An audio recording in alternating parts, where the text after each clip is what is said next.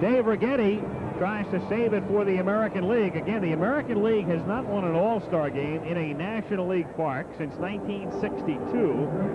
Wrigley Field in Chicago. That's the last time. The Americans since then have won in Detroit in 71 and in Comiskey in Chicago in 83. And that's Willie Hernandez and Don Ossie throwing in the bullpen. With Keith Hernandez coming up, then Jody Davis will bat second in the inning, as they had inserted Davis into the 4 spot when he came in, and Parker hits third. Davis whips it into center field for a base hit, and so the tying run is at first base, and Dave Parker comes up as the winning run. Whips it, base hit into right field. Pena around second, goes to third, and so the tying and winning run are on.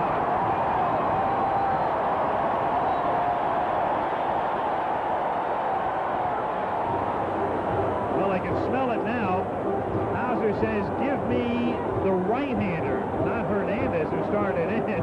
He wants Ossie to face Brown. And we'll be back after this. He can be a strikeout pitcher. And there's a little grounder to second, and White touches for one and throws to first for a double play. And so they play the infield halfway, and it works. With White throwing out Brown, and the American League and Dick Hauser comes to Houston and wins an All-Star game in a National League park for the first time in 24 years. Good ball game.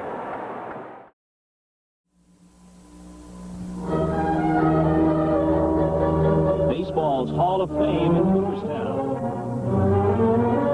To be enshrined here is to take a place among the game's all-time All-Stars.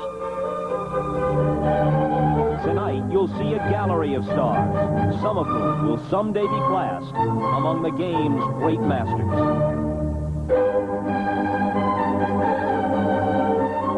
Boston's Wade Boggs, who along with the Padres' Tony Gwynn, is in pursuit of that 400 season. Ozzie Smith of St. Louis, whose unparalleled defensive artistry makes the Wizard of Oz the top vote-getter in either league. Mike Schmidt, a landmark in Philadelphia after 3 MVPs, 8 home run titles, and 10 Gold Gloves. Even as a child, he had the fiery eyes of a winner, and he allowed himself a kid's jubilation after his 500th home run. 2 models of consistency, Dale Murphy of Atlanta and Cal Ripken Jr. of Baltimore, year in and year out, as reliable as the Rock of Gibraltar. And the Players' Choice is their MVP, Don Mattingly of the Yankees. Put a bat in his hands, and you'll see a maestro at work. Thunder and lightning in a starting National League outfield of Dawson, Strawberry, and Davis. Each is among the league home run leaders. And one specializes in keeping balls inside the park. And then there are the newcomers like Oakland rookie Mark McGwire, who hopes to follow teammate Reggie Jackson onto the list of perennial All-Stars. Which stars will shine tonight? The canvas is ready in anticipation of yet another baseball masterpiece as NBC Sports presents the All-Star Game.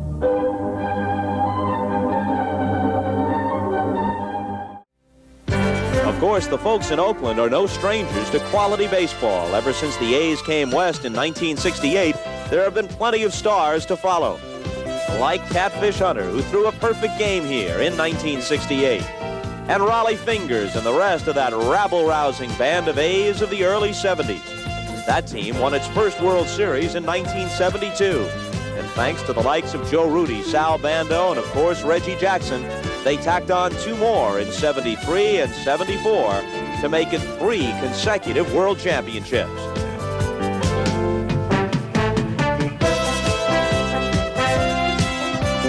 A few lean years followed, but in the 80s, Charlie Finley brought Billy Martin to Oakland and ushered in a brief era known as Billy Ball, with its chief practitioner, the record-setting Rickey Henderson.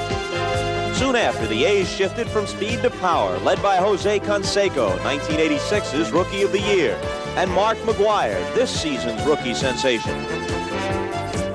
1987 has also seen the return of Reggie Jackson and the return of the A's to contenders status in the American League West. With Reggie back, it seems like old times in Oakland, just as it did the Sunday before the All-Star game at the Equitable Old Timers Classic, when a record 28 Hall of Famers were in uniform together. Seems like old times, having you to walk with. Seems like old times, having you to talk with. And it's still a thrill just to have my arms around you. Seems like old times, being here with you. Warren Spahn did his job. He's now relieved by Robin Roberts.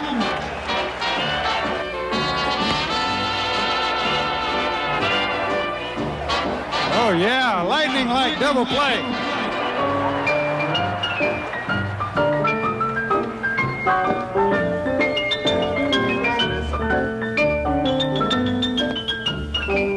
Hey, Olay! Catfish Slaughter's throw to Mazeroski. North makes it.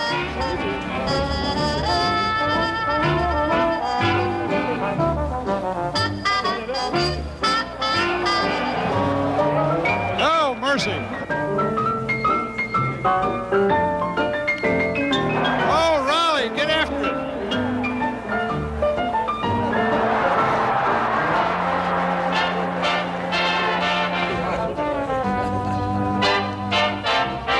Seems like old times, dinner dates and flowers, just like old times, staying up for hours, making dreams come true, doing things we used to do. Seems like old times, being here with you. Being here with you.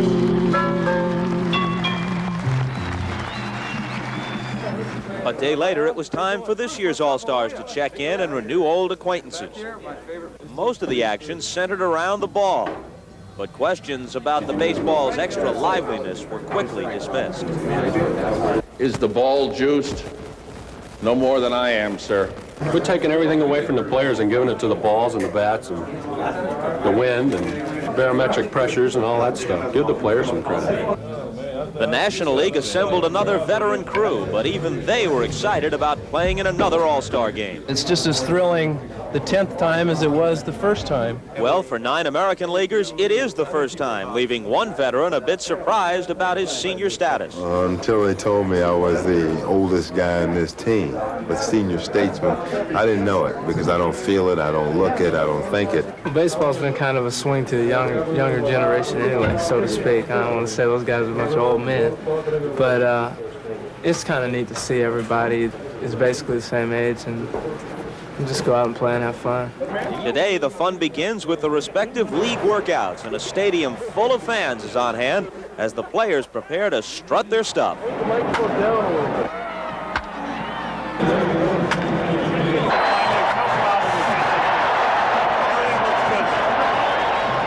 I'm looking forward to this.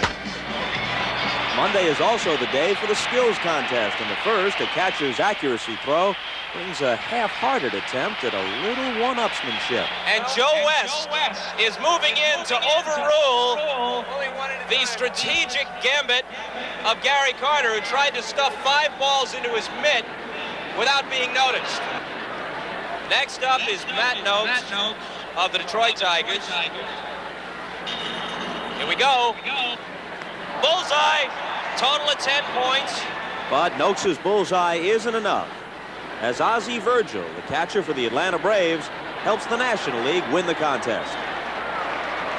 And the National Leaguers celebrate. Then there's the hitting for accuracy test, which seems to have been invented for Wade Boggs. Yeah! 1-0 American League. 2-0. Wade Boggs got the job done for the American League, and they win it. Next up, the event everybody's been waiting for, the home run hitting contest. And this one belongs to the Cubs, Andre Dawson.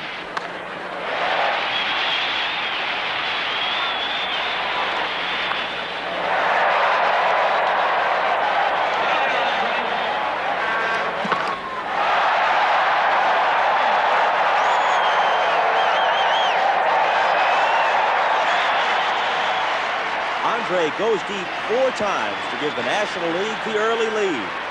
But hold on. The hometown crowd in Oakland is up and cheering for the American League's newest home run threat. He's hometown hero Mark McGwire.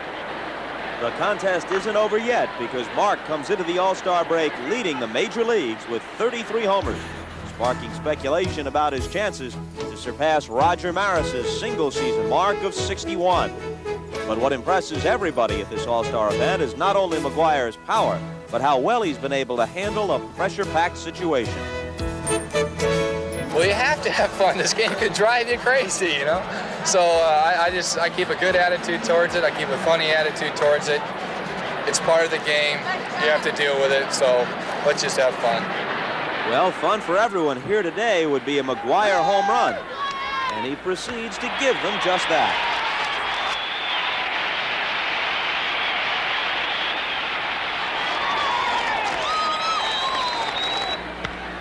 But on this day, Mark and the rest of his American League slugging teammates come up just a little bit short. And that does it. The National Leaguers win it.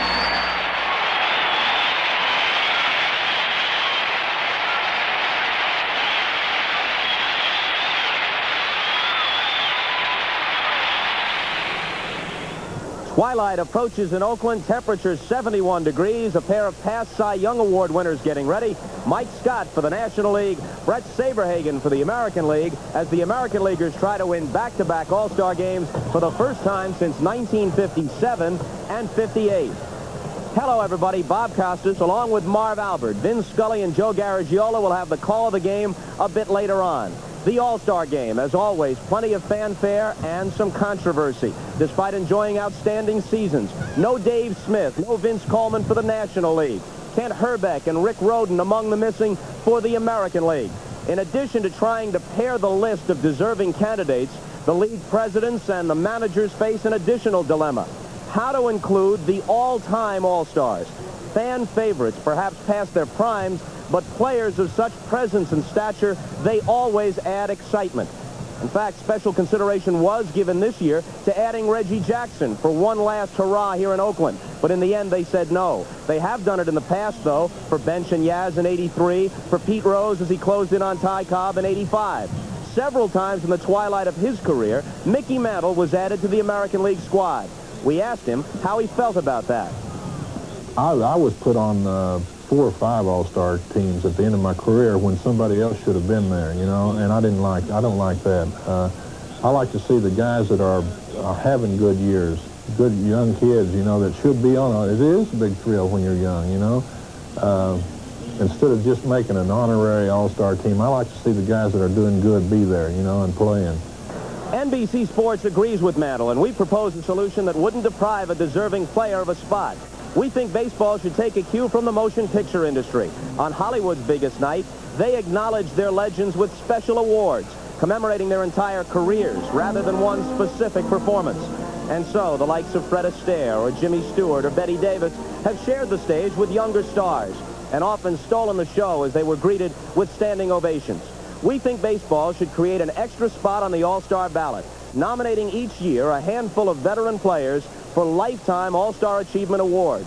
Then you, the fans, would select one player from each league, and that player would get an extra roster spot rather than taking one away from someone in the prime of his career.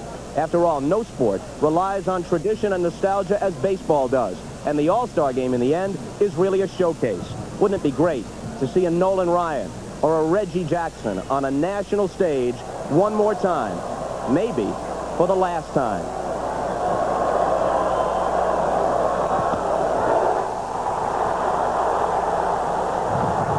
That's NBC's proposal. When we come back, a more serious issue. Marv Albert talks with Al Campanis when the pregame show continues. What did you mean by the statement that blacks may not have the necessities to be a field manager or a general manager? The introduction of the All-Star rosters is just a few minutes away here in Oakland. Marv Albert joins us now. And Marv, when they make up the list of notable developments on the field this year, it'll be tough to choose the top one. But when it comes to off-field incidents, one truly stands out. Yes, Bob, an off-the-field incident that will historically stand out.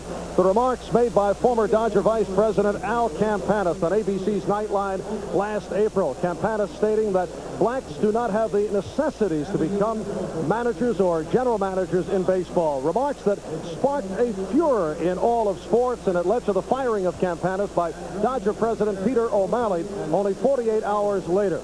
It is now 3 months after the fact, and I talked with Campanis about this appearance that sent shockwaves throughout baseball. No, I don't believe it's prejudice. I truly believe that they may not have some of the necessities to be, let's say, a field manager or perhaps a general manager. Have you looked at the tape from that night? Yes. What strikes you when you see it? Well, it was very difficult under the circumstances. I had a straight back chair. I'm sitting 5 feet from home plate at the Astrodome, an empty ballpark. You look in the little black box. It's got a light there.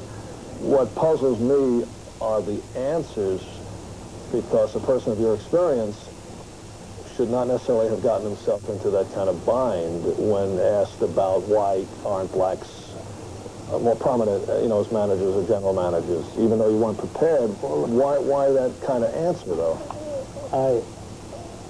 Bob, I'm not infallible. I've been in tough situations, and everything's worked out right. This time, it didn't work out exactly the way I would have liked it, but I was not prepared. What did you mean when you said blacks may not have the necessities to be a field manager or a general manager? Well, I guess, well, it's like when you send a telegram. Yeah, you cut down on your words, and I made a mistake in not saying, instead of necessities, I should have said necessary experience. Would you have handled the situation different than Peter O'Malley did? I don't think he mishandled it. I might have taken more time to finalize it. It was fast. It was quick. People such as Bowie Kuhn and Hank Aaron have pointed out that, ironically, your statements may, in the long run, do more for blacks in baseball than Jackie Robinson did. With that premise in mind, if you had to do it all over again, are you glad that it happened? Let me just say this. I was disappointed immediately with what happened to Al Campanis. I am so pleased now that if this has been a fulcrum or a springboard for the blacks to improve their chances of becoming managers or general managers, I'm glad that it happened. On the left, shortstop Al Campanis is a member of the 1946 Montreal Royals, ironically a teammate and friend of second baseman Jackie Robinson during Robinson's first season of professional baseball. What puzzles me is that Al Campanis strongly feels that he was ambushed by Ted Koppel on Nightline when he was asked the question concerning the lack of black candidates as managers or general managers in baseball. I think he missed the point. Unfortunately, Al Campanis ambushed himself. Bob Costas will be back right after these messages.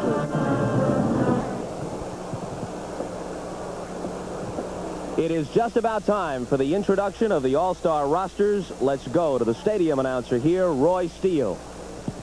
And now, let's meet the 1987 National League All-Stars. First, the trainers. From the St. Louis Cardinals, Gene Gieselman. From the San Francisco Giants, Mark Laton.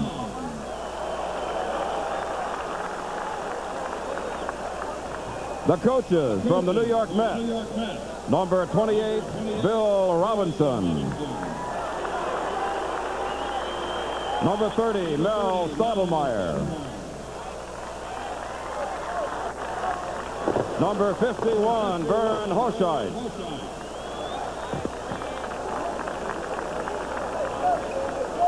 The third base coach from the Houston Astros, number 22, Hal Lanier. The first base coach from the San Francisco Giants, number 38, Roger Craig.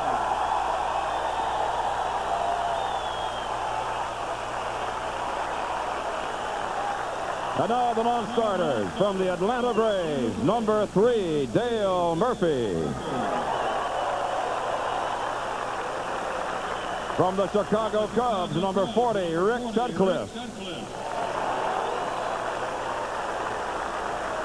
Number 46, Lee Smith.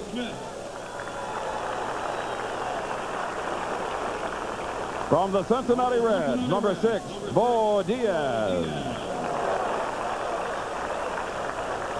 Number 31, John Franco.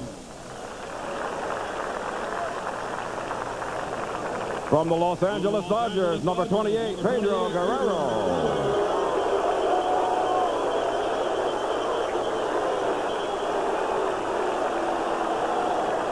Number 55, Oro Hershiser. From the Montreal Expos, number 7, Hubie Brooks. Number 29, Tim Wallach.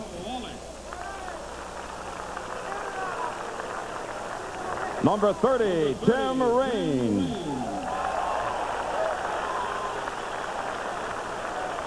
From the New York Mets, number 17, Keith Hernandez. Number 50, Sid Fernandez. From the Philadelphia Phillies, number 8, Juan Samuel.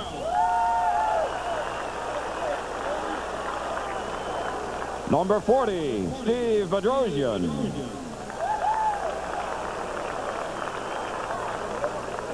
From the Pittsburgh Pirates, number 48, Rick Rochelle. From the St. Louis Cardinals, number 51, Willie McGee. From the San Diego Padres, number 19, Tony Gwynn. From the San Francisco Giants, number 00, Jeffrey Leonard.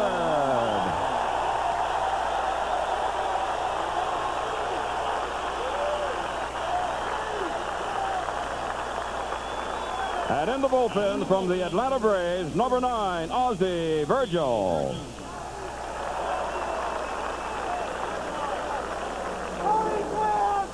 And now the National League starters. Manager of the 1987 National League All-Star team, he led his team to the World Championship with unforgettable come-from-behind victories in both the League Championship and World Series. From the New York Mets, number 5, manager Davey Johnson. Leading off, the National League leader in home runs with 27 and slugging percentage at .694. Making his All-Star debut from the Cincinnati Reds, number 44, left fielder Eric Davis. Batting second, a 4-time Gold Glove winner. He recently returned from the disabled list with a home run and 2 RBIs in a 2-for-3 first game. From the Chicago Cubs, number 23, second baseman Ryne Sandberg. Among the National League leaders in RBIs, home runs, slugging percentage, hits, and game-winning RBIs. Batting third and playing center field from the Chicago Cubs, number 8, Andre Dawson. The 1986 National League MVP among league leaders again this year in home runs and RBIs, batting fourth, playing third base. From the Philadelphia Phillies, number 20, Mike Schmidt. Batting fifth, leading the majors in RBIs with 86. Game-winning RBIs with 13. From the St. Louis Cardinals, number 22, first baseman Jack Clark. Hitting .600 in his 3 previous All-Star games. The first National Leaguer to be elected as an All-Star starter in each of his first 4 seasons.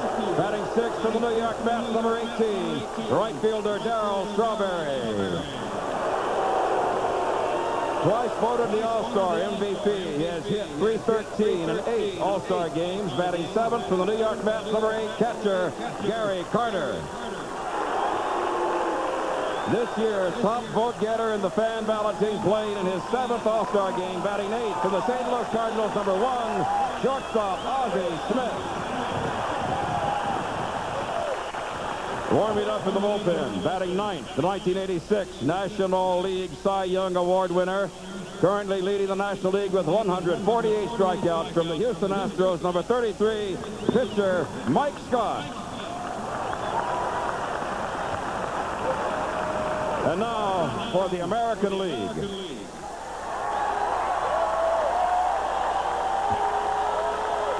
First, the trainers from the Oakland Athletics, Barry Weinberg. From the Seattle Mariners, Rick Griffin. The coaches from the Cleveland Indians, number 7, Pat Corrales.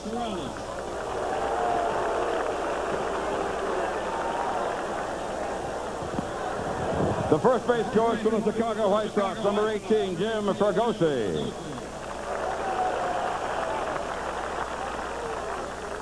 The third base coach from the Oakland A's, number 10, Tony La Russa.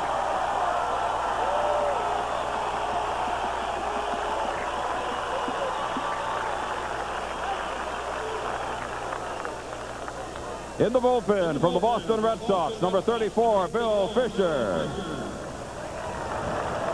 From the Oakland A's, number 15, Rene Lassman. And now the non-starters. From the Boston Red Sox, number 24, Dwight Evans.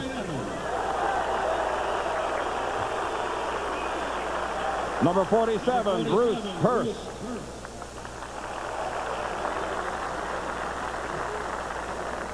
From the California Angels, number 39, Mike Witt.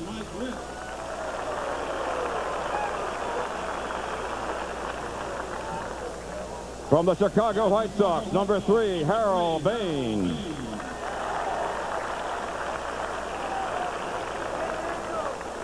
From the Cleveland Indians, number 10, Pat Tabler.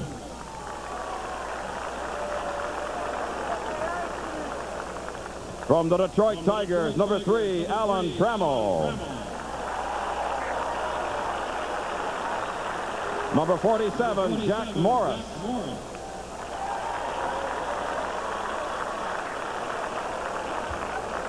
From the Kansas City Royals, number 33, Kevin Seitzer.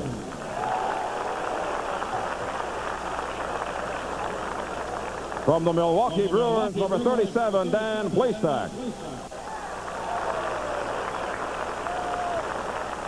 From the Minnesota Twins, number 34, Kirby Puckett.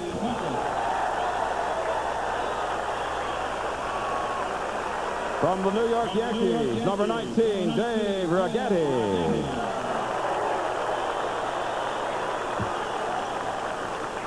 From the Oakland A's, number 25, Mark McGwire.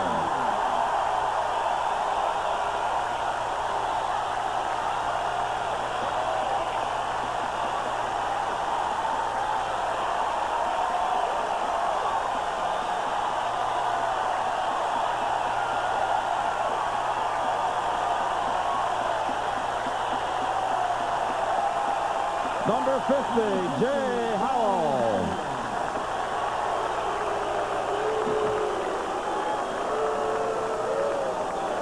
From the Seattle Mariners, number 4, Harold Reynolds.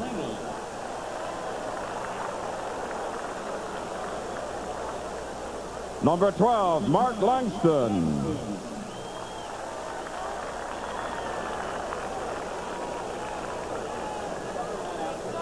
From the Texas Rangers, number 15, Larry Parrish.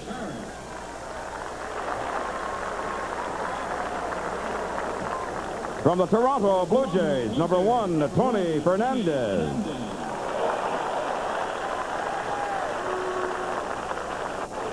Number 50, Tom Henke. And from the Detroit Tigers, number 33, Matt Noakes.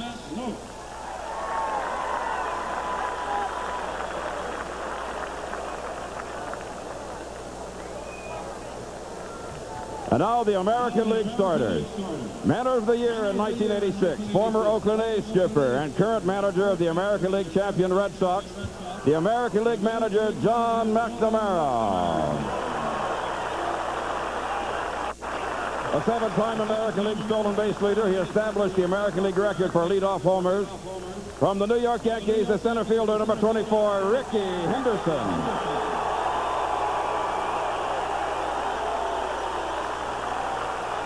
Batting second and playing first base, the only major leaguer to win an RBI title, batting title, and MVP award in his first 3 seasons. From the New York Yankees, number 23, Don Mattingly. 3-time American League batting champion, leading again this season with a .375 average, hitting third, playing third base. From the Boston Red Sox, number 26, Wade Boggs. Batting cleanup, the American League's leading RBI man was 76 at the All-Star break. The left fielder from the Toronto Blue Jays, number 11, George Bell.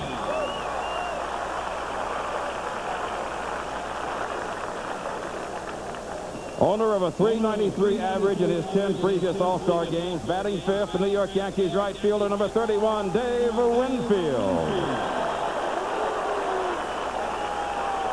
The shortstop who led major leaguers at his position for 4 straight years in RBIs and homers, hitting 6 for the American League. The Baltimore Orioles Iron Man, number 8, Cal Ripken.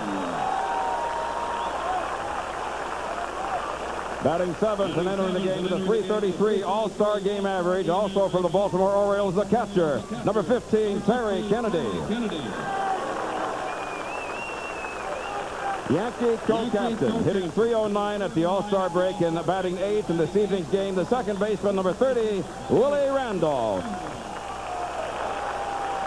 The 1985 Cy Young Award winner and a 15-game winner so far this season, batting in the 19th and warming up in the bullpen. From the Kansas City Royals, pitcher number 18, Brett Saberhagen.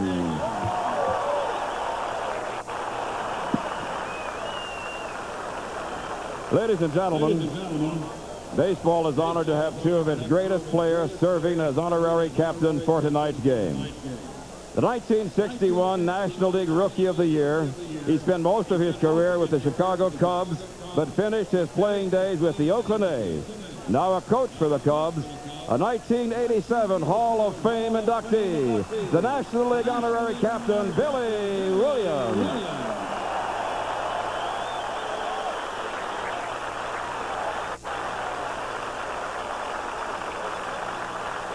And for the American League, this Cy Young Award winner pitched the only perfect game in Oakland A's history and helped the A's to 3 consecutive World Championships. Please welcome home to the Oakland Coliseum, 1987 Hall of Fame inductee, the American League honorary captain, Jim Catfish Hunter.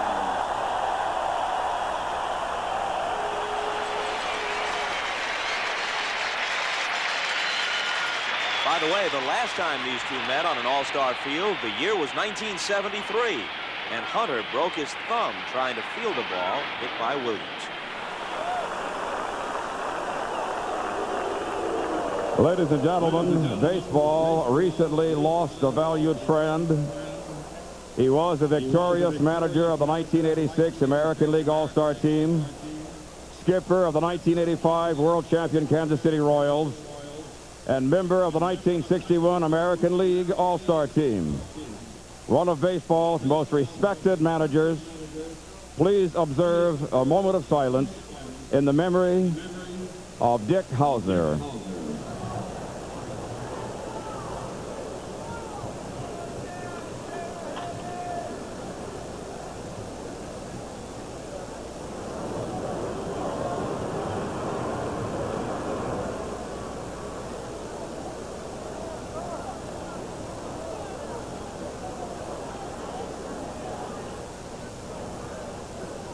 And now to sing the Canadian and American national anthems, please welcome the Crown Princes of Motown, the Four Tops.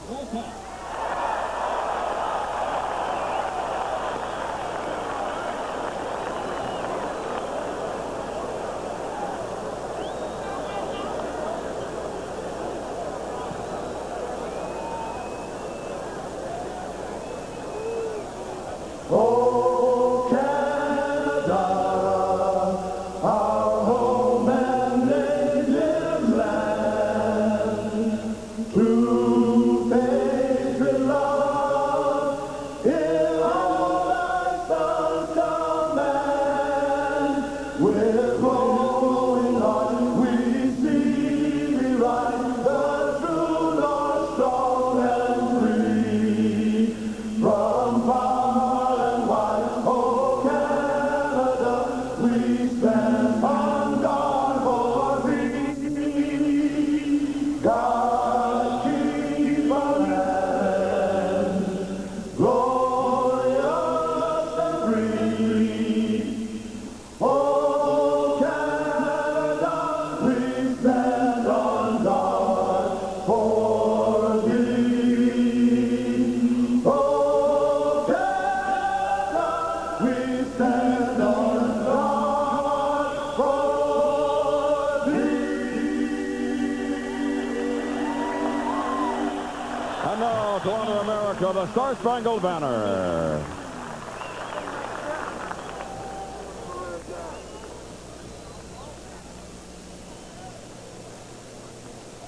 By the dawn's early light, what so proudly we hailed at the twilight's last gleaming, whose broad stripes and bright stars through the perilous fight, for the ramparts we watched were so gallantly streaming, and the rockets red glare, the bombs bursting in, gave proof through the night that our flag was still there. Oh, say does that star-spangled banner yet wave for the land of the free and the home of the brave.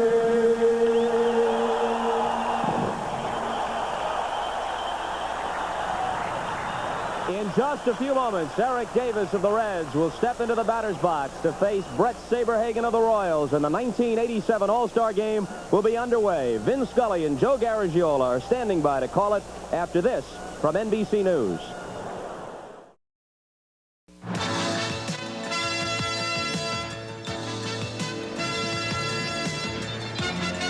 NBC Sports presents the 1987 All-Star Game. Tonight's game is brought to you by Miller Brewing Company, sole sponsor of the U.S. Olympic Training Centers. By Aetna and its insurance agents and brokers across America. Work with the best in the business, Aetna. And by the heartbeat of America, today's Chevy trucks. Hi, everybody. I'm Vin Scully, along with Joe Garagiola. Welcome to the Oakland Coliseum and the 1987 All-Star Game. It started with Babe Ruth touching them all in Chicago, through Joe DiMaggio and Ted Williams, Carl Yastrzemski and Johnny Bench, right up to the moment. It is, without a doubt, baseball's greatest showcase. Just as you mentioned those names, it jars your memory. But, you know, we know about the stars, but the guys that had the all-star years and they go to an all-star game, that's the big thing. Like in this year's, Matt Noakes, who would have thought he'd be here? And how about McGuire, Mark McGuire, who put on such an exhibition in batting practice in his own home park. Isn't that great? Oh, and the fact that he's redhead didn't influence my vote even one bit. And how about Pat Tabler and Harold Reynolds? Kids in your wildest dreams didn't figure to be in the All-Star Game, and yet here they are. And not only here they are, but here are the pitchers who are going to be asked to hit. And I guess, Joe, really, there should be a meeting of the mind, because if there ever is a game that would cry for a designated hitter, it would be and should be the All-Star Game. I couldn't agree with you more. I think that should happen, and I also think I'd love to see an expanded roster to bring back those players that have played for so many years that the fans want to see but didn't have the all-star years. Bring them back and just let them walk around, let the fans see them. I just thought they have brought back two. We'll be looking at an honorary captain, and that will be Billy Williams.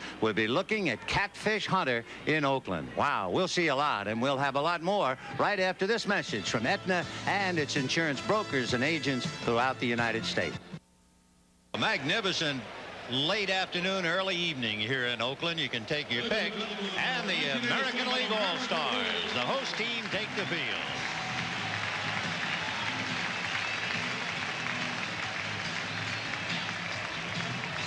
Now it is time for the first ball ceremony, and the honor will go to Larry Doby, the first black to play in the American League.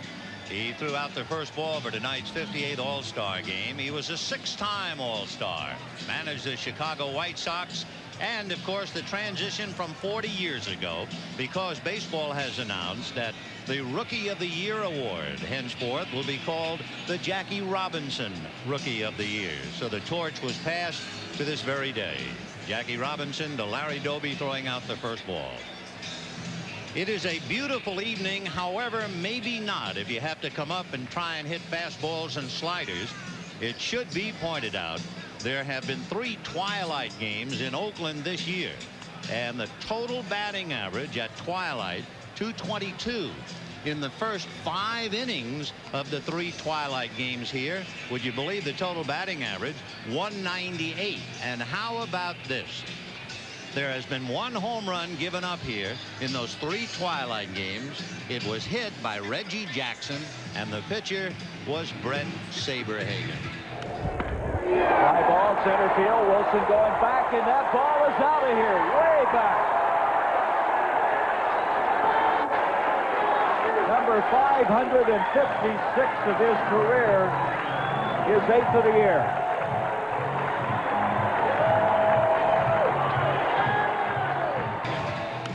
I think they'll be all right, at least for the first inning, Vin. But after that, when those shadows really start to creep over, then it could be a problem. Be a problem to the infielders, too, seeing that ball come off the bat. Bret Saberhagen, 15-3, going up against Mike Scott. It's the second time a pair of pitchers who previously won the Cy Young Award have started the All-Star game. The previous time, 1978, Jim Palmer started for the American League and Vida Blue on the mound for the National League. So Bret Saberhagen has concluded his warm-ups, and here we go. Eric Davis, Ryne Sandberg, and then Andre Dawson. If he keeps his pattern, Saberhagen, good fastball, changeup, has a curveball, but he'll work that curveball in slowly. That fastball's his pitch. The West is not only the site of the setting sun, perhaps in some degrees it has been setting ball clubs, and it is really pointed up when you realize that Eric Davis is the only player from the Western Division in either league voted to start. But what a player. In on the hands, ball 1, 1-0. There are already a lattice work of shadows in the hole at shortstop, and they are advancing towards the mound. There they are, and that's just the beginning of it. Chopper hits slowly to shortstop. Davis has a bad leg, so he's not running 100%, and Cal Ripken throws him out. 1 away. A little note as to the continuity. We were talking about Jackie Robinson and Larry Doby. The honorary coaches tonight, Billy Williams and Catfish Hunter. If you go back to the 1973 All-Star game, Catfish Hunter was the starter, and a hitter hit a line drive back at the box, and it fractured Catfish Hunter's right thumb. The fellow who hit the ball, Billy Williams. Here's Ryne Sandberg, the Prince Valiant of the Cubs. And he's a little late on a pitch, fouls it away. His bad ankle, his right ankle, is taped, and he's also wearing a special brace. Remember, he stepped on the bag in one of our Game of the Weeks. He thought that the bag was a little bit higher than normal and just skidded. He wears spikes all the time, so it wasn't those rubber cleats. Typical of him, when he came back on the DL, his first at bat, he hit a home run in Wrigley Field. Ryne Sandberg was a 20th round draft pick. Kind of shocking to realize he came that low or high, however you wish to put it. On deck, Andre Dawson. 1 ball and 2 strikes. There's James Catfish Hunter, the pride of North Carolina, Oakland, and New York. Boy, was he something. 1-2, the count to Sandberg. Fouled away off to the right, out of play, so Bret Saberhagen is able to come inside and jam Sandberg each time. Well, his plan is to work that curveball in slowly, but the time being what it is, you really do a hitter a favor when you let up. If you've got that good fastball like he has, that's what you want to throw. Sandberg checked with Jim Sundberg about Saberhagen. Curveball hit slowly to third base. Boggs right at the bag to take care of it. So 2 down in the first inning. And that will bring up Andre Dawson. For Andre Dawson, of course, he was the eye of the storm after having been hit in the face by a pitch from Eric Shao. One reason, and we're not taking either side, but if you don't pitch inside to Andre Dawson, you're in the minor league. You're unemployed, and it is no accident that he has led the National League in being hit by pitches 4 straight years. He really dives into the pitch. And he probably dives into that pitch and hits it inside the left field foul line and down in the corner. George Bell playing the carom, and Andre Dawson steams into second base with a line drive double. So the first hit in the twilight is a double into the left field corner.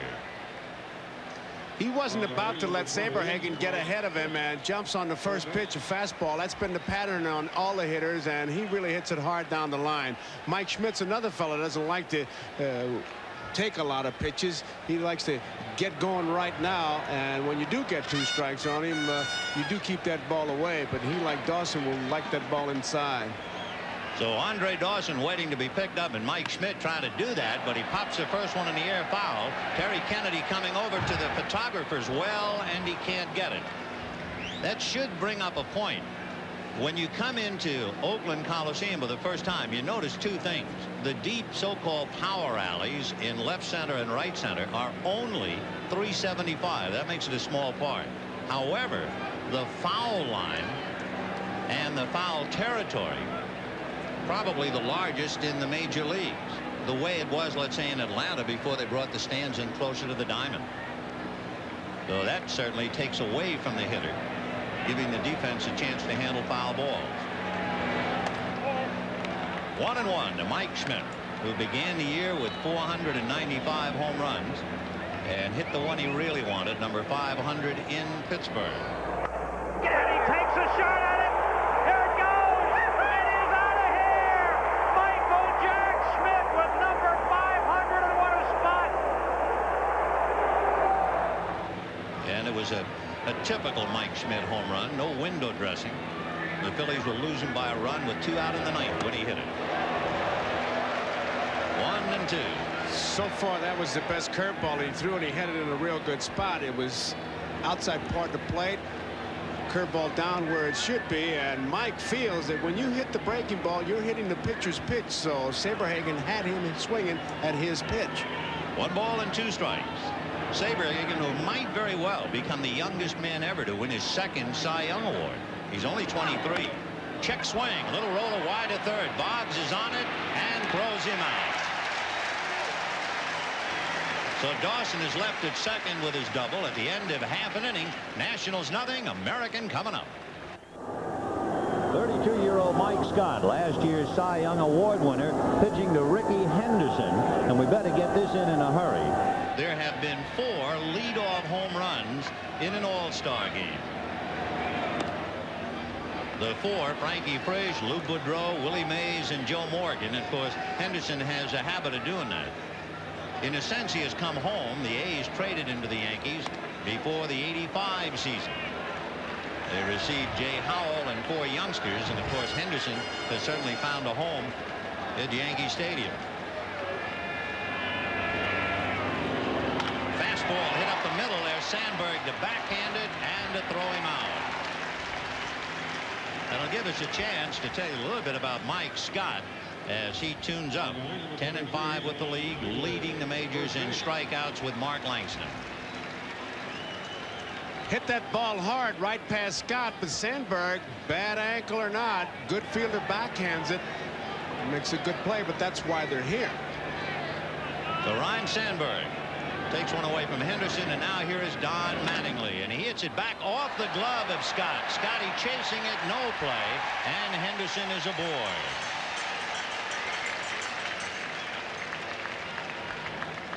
So Mattingly bangs it off Scott's glove. Looked like Scott was in position, but when you release that ball, you always think it's hit harder than it actually is, and he really double reached for it, and it got by him, and once it got by him, there was no play. Boggs, who compares hitting against Scott like batting against Jack Morris, says, I'm going to try to hit him up the middle and towards the left field line. Wade Boggs, with Mattingly at first, takes a strike. Interestingly enough, he is such a great hitter. They make some points about him, like he has popped up to the infield 4 times this year. And in over 1,600 pitches, he has swung and missed only 28 times. And he hits that one up the middle. Sandberg backhands, feeds Smith, who gets not enough on the throw to Clark, so it's a force play. If you didn't know any better, you'd say the strategy for the American League is to hit it up the middle. Boggs, as usual, making contact, but Sandberg was playing him there. And actually, by the time Ozzie Smith got it, he could not get anything on the throw as he tried to get out of the way of the sliding Mattingly. So Boggs is aboard, and George Bell checking in. George Bell, along with Juan Samuel, Pedro Guerrero, and Tony Fernandez, all from the little town of San Pedro de Macorís in the Dominican Republic. He and Mike Schmidt are the only players to have at least 25 home runs and 85 RBIs and better than a .275 average each of the last 3 years. That's how consistent a player he is. Ball 2. As an added aside, Gary Carter has been Mike Scott's severest critic as far as scuffing the ball. He's got the first hand now. If Scott would scuff one, Carter would go straight up. You know, they were also talking about Roger Craig, saying, I wonder what would happen if I went out to the mound and protested. He's now on the same team.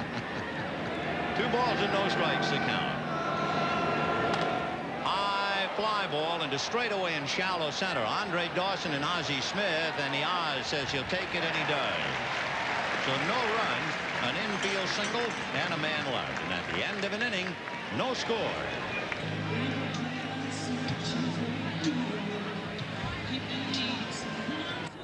As we go to the second inning, it'll be Jack Clark, Darryl Strawberry, and Gary Carter. On the line score, you'll see an error charged to the National League on that comebacker that got away from Mike Scott. He will be charged with the error.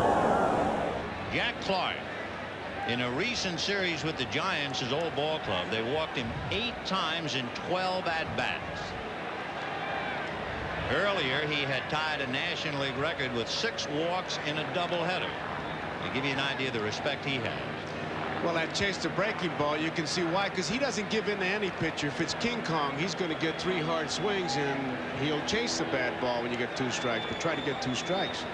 Off speed, a high change inside. Ball 1, 1-0. That scouting report is a consensus that NBC made with scouts throughout the league, and we'll agree and disagree as we see.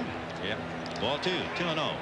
For Jack, of course, it brings back memories. He played in his first All-Star game as a 22-year-old outfielder with the San Francisco Giants back in 1978. He's homered against every team in the National League, but not quite in every ballpark as he pops this one up. And it'll be Mattingly shielding his eyes from the glare. Makes the play, and he needed sunglasses and everything else he could get.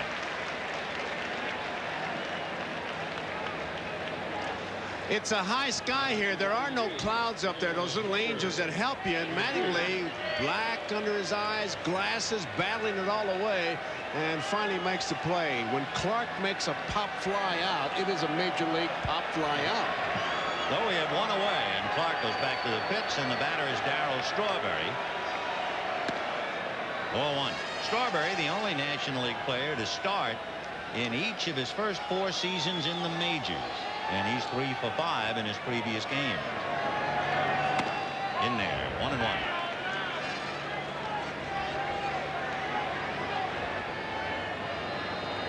Fastball hit to the right side. Right there is Willie Randolph to take care of him.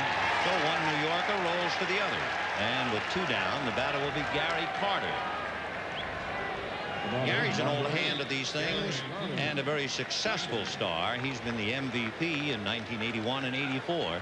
It's his 7th year as a starting National League catcher. Oddly enough, in his first All-Star game in '75, he caught a fly ball off the bat of Rod Carew for the last out of the game.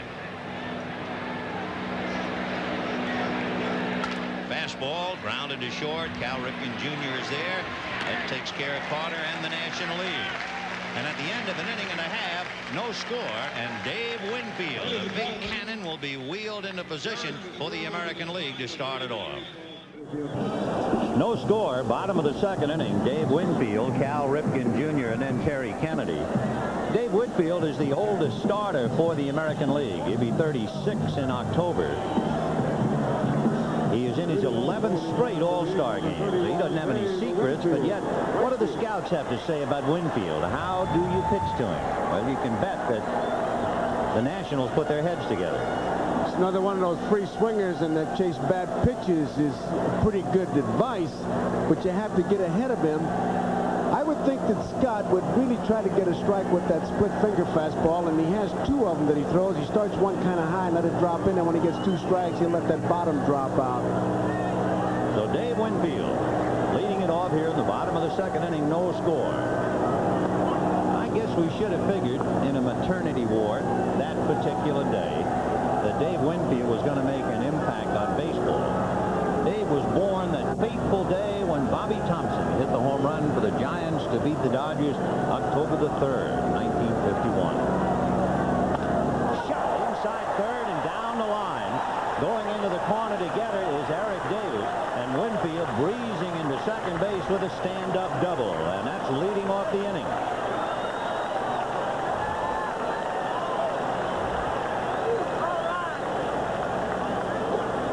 Winfield, he's a hacker up there. He doesn't give in to any strikes, and he leads the All-Stars as far as doubles, and when you talk about jumping on a pitch, that's exactly what he did.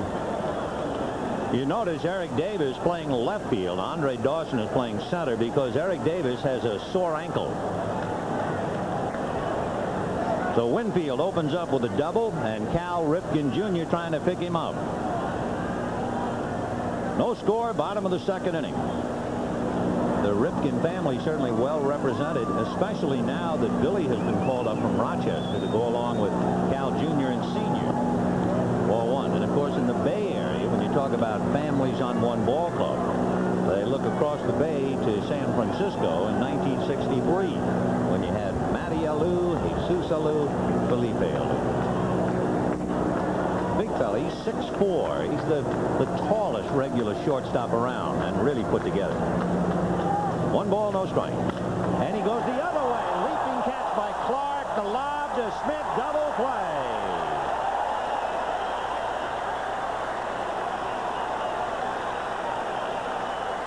Clark makes a good play coming up with that ball, but he makes a better play by allowing Ozzie Smith to really get there. Winfield knows it's a base hit in his mind. He breaks now. He's going to be caught in no man's land, and Clark is waiting, and you'll see Smith come across. Good play. You know, it's no surprise if you look at the National League starting infield. There are 21 Gold Gloves, and Clark doesn't have one. But the others really spark. Ball one. Mike Schmidt at third has 10 Gold Gloves. Ozzie Smith has 7 Gold Gloves. Ryan Sandberg has 4. That must be a platinum glove for Jack. You see, Clark has the ball right there, and he really waited, and good thing he did. That was a good play to make.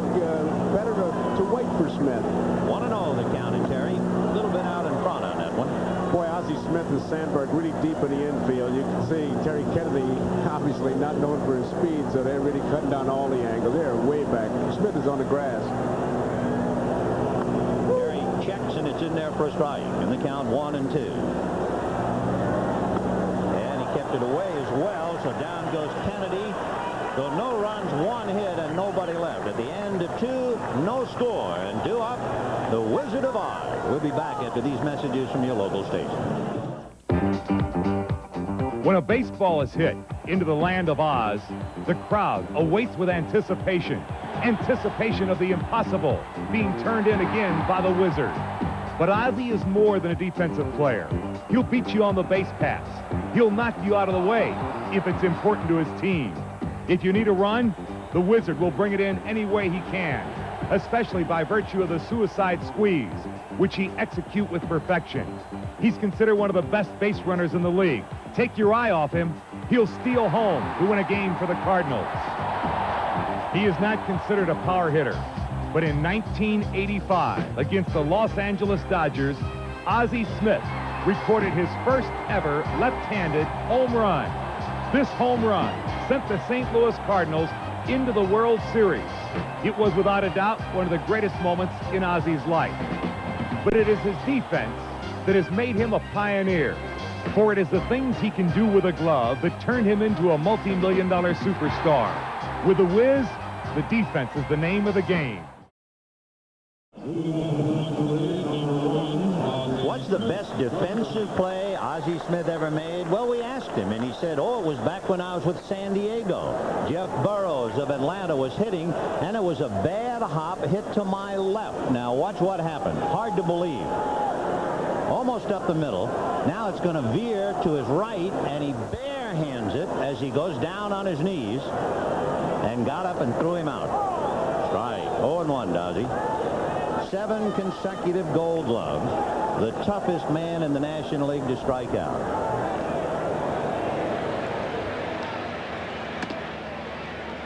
I guess his greatest memory offensively in the '85 championship series, after 3,009 at-bats as a pro left-handed, he hit a home run to win the game. 2 balls, 1 strike. On deck, Tony Gwynn to bat for Mike Scott. Rick Sutcliffe has just concluded in the bullpen. No score, top of the 3rd. Now back. So those shadows have now lengthened like long fingers reaching out across second base. And Sutcliffe will be out there reaching towards home plate in a while. Brett Saberhagen has allowed 1 hit, a double into the left field corner by Andre Dawson. Little fly ball to left. George Bell coming up for it. So 1 away, and Tony Gwynn will bat for Mike Scott. We asked Terry Kennedy because he was a teammate of Tony Gwynn's, and of course now he's trying to dream up ways of getting Wade Boggs out. What's the difference between Tony Gwynn and Wade Boggs? And Terry said Gwynn will get base hits on bad balls. Boggs only swings at strikes.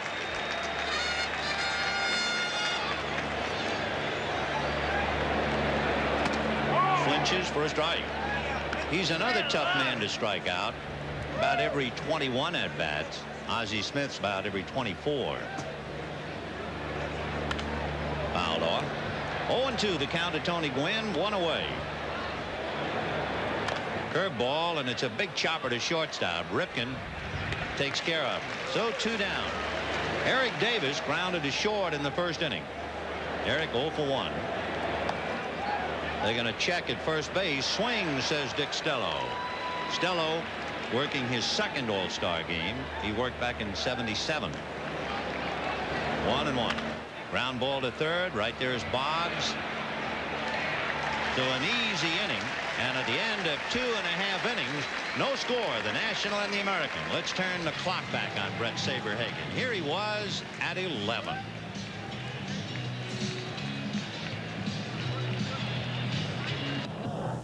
Strike 1 to Willie Randolph as we go to the bottom of the 3rd inning, and Rick Sutcliffe is now on the mound for the National League.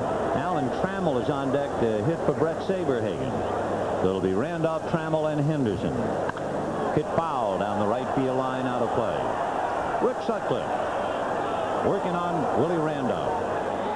The Yankees remained atop the heap despite injuries to Mattingly and Henderson, and those who watch them every day say tremendous contributions by Willie Randolph and Dave Winfield carried the team offensively.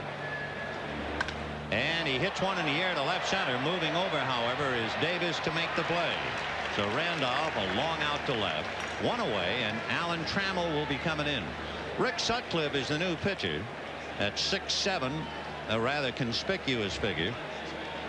Sutcliffe, a 12-game winner, a former Cy Young Award winner, and recently winner of the Roberto Clemente Community Service Award.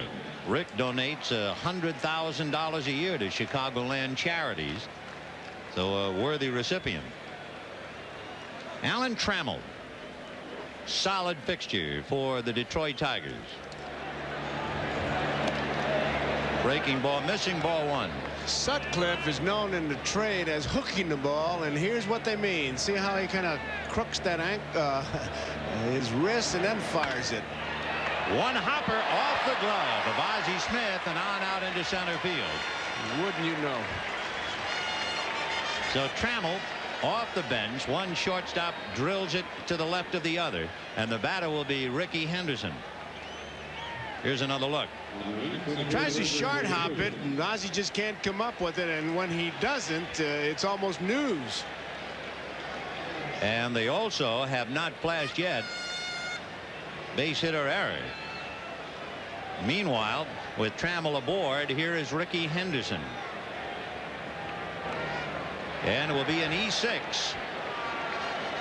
They call that on the player. And even the crowd doesn't like it. So that's the second error charged to the National League. As far as strategy is concerned, both managers say, hey, these guys are talented, we're going to let them play. So they're not looking to play hit and run. Most players are on their own as far as stealing and doing whatever, and maybe late in the game there'll be some strategy. No score here in the third. One away. Trammell aboard on the error, and Rickey Henderson at the plate, and John McNamara trying to win one, give the American League back-to-back victories for the first time since back in '57 and '58. But you know what a lesson for all of us. 1 year ago, Dick Hauser was managing the American League to a victory. 1 short year ago. Pitch out by Carter, but Trammell holding. Trammell is going. Off-speed pitch is hit in the air to right center. Dawson comes over. They tried to put a fake on Trammell to make him believe it was a ground ball, but he wouldn't go for it. So Henderson a fly ball and Trammell back to the bag, and the hitter will be Don Mattingly.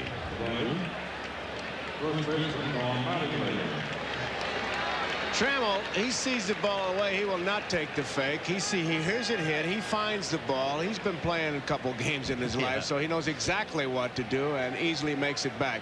Never believe an infielder. Sutcliffe takes a long time to get rid of that ball. Trammell had a pretty good jump. So with two down, here is Don Mattingly, a $22,000 bonus player back in 1979. Would you believe he was a 19th round draft pick? The American League batting title went to Don Mattingly, who first made the pages of Sports Illustrated back in 1979 as a face in the crowd when he was still an 18-year-old high school ball player. The American League MVP in 1985 just seems to be getting better and better. Two down, third inning, no score. Fastball away. 2-0. Full house, probably somewhere around 48,000. They broke ground here in 1964, and the first event was in 1966, and then the A's came here in '68. With Roger Craig on a National League bench, you see Gary Carter checking that bench because Roger loves to call those pitch outs, and he's been so successful. 2 balls, no strike. I think Terry Kennedy said he thought that John McNamara was going to allow him to call his own pitch outs. He was, and he is. But there's Roger who calls the pitch outs, and he's been pretty good about it. And if he bases it on runners, which he does a lot of times, he certainly knows Alan Trammell from his days with Detroit. Right. Ball 4 to Mattingly.